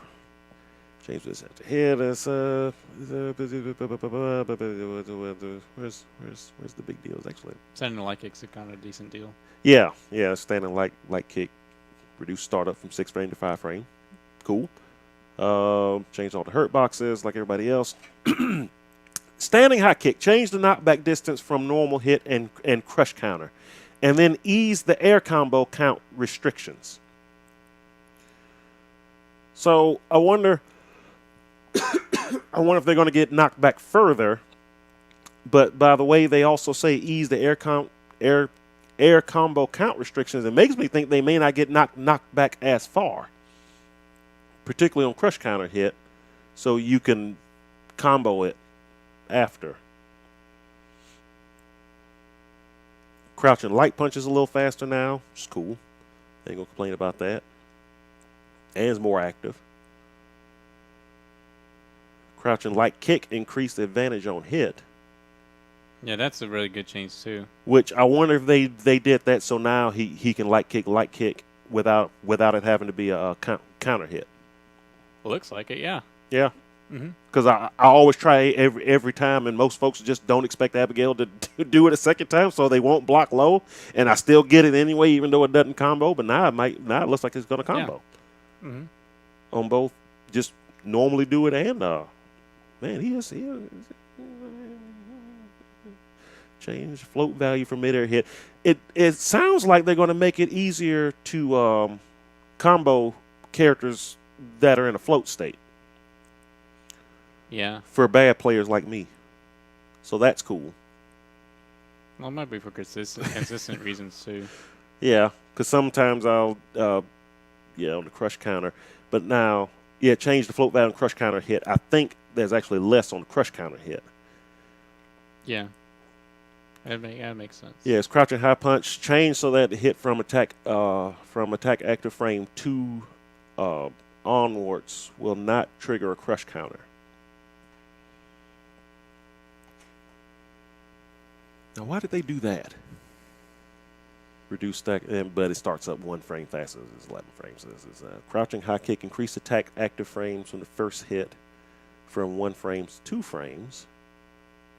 That's good because sometimes that thing will seem like it missed when it should have hit. Jumping medium kick expanded the hitbox. Now that one actually says what they did. They actually expanded the hitbox of his medium kick. Increase active frames 3 to 5. Jumping high punch change the hitbox. Pretty much, him as a whole is like characters float a little more.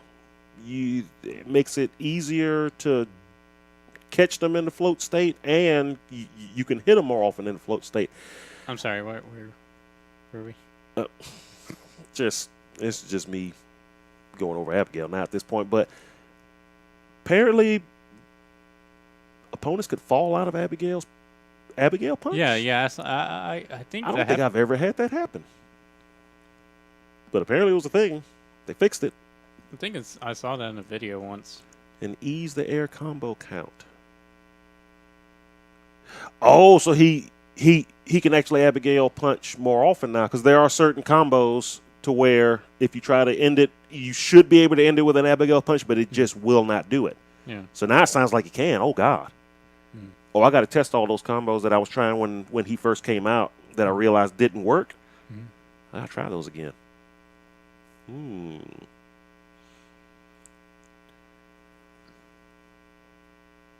EX Abigail punch. Change the collision boxes during the move and change so that recovery is not possible after the first hit only. Oh, so it's a hard knockdown if you get hit with an Abigail punch?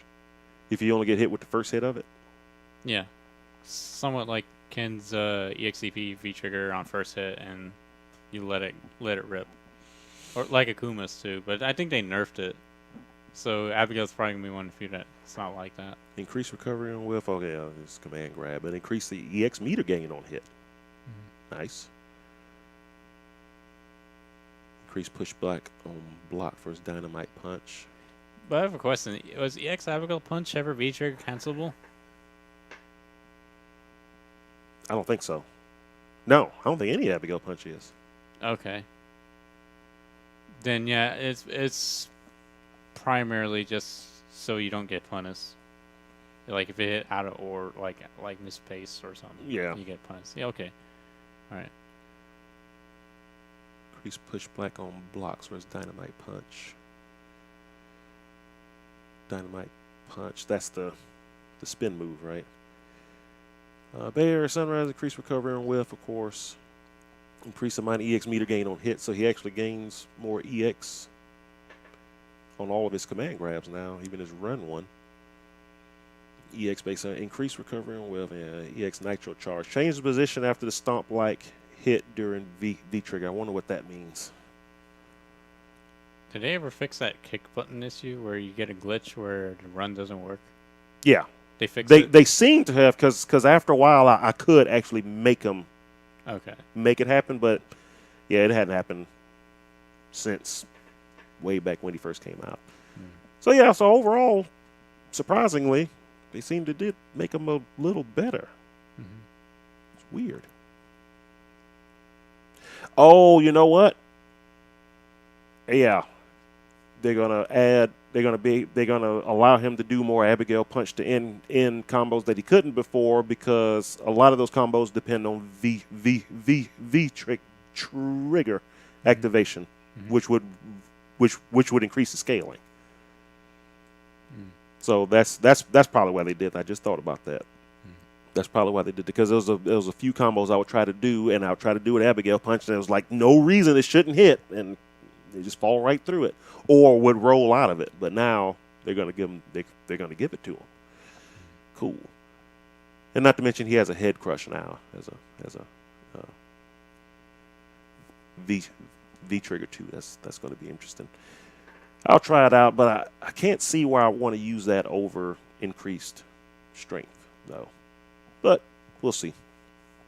Like we talked about a little bit earlier, it might be good for anti-projectile and stuff like that. So, okay, yeah, we've been doing this long enough. Oh God, it's already after 9. Yeah. So, well, welcome to the new year. Do this again next month, hopefully, and see if we can get somebody else to come in with us. Let's see. By the time we come back again next week, AE will be out, Dragon Ball will be out, so I'm sure we'll have some more stuff to talk about. So yeah, thanks everybody for watching, and we'll see you next month. And got anything else? Nope. Just want to end it there. All right. Good night, everybody. All right. See you next time. See ya.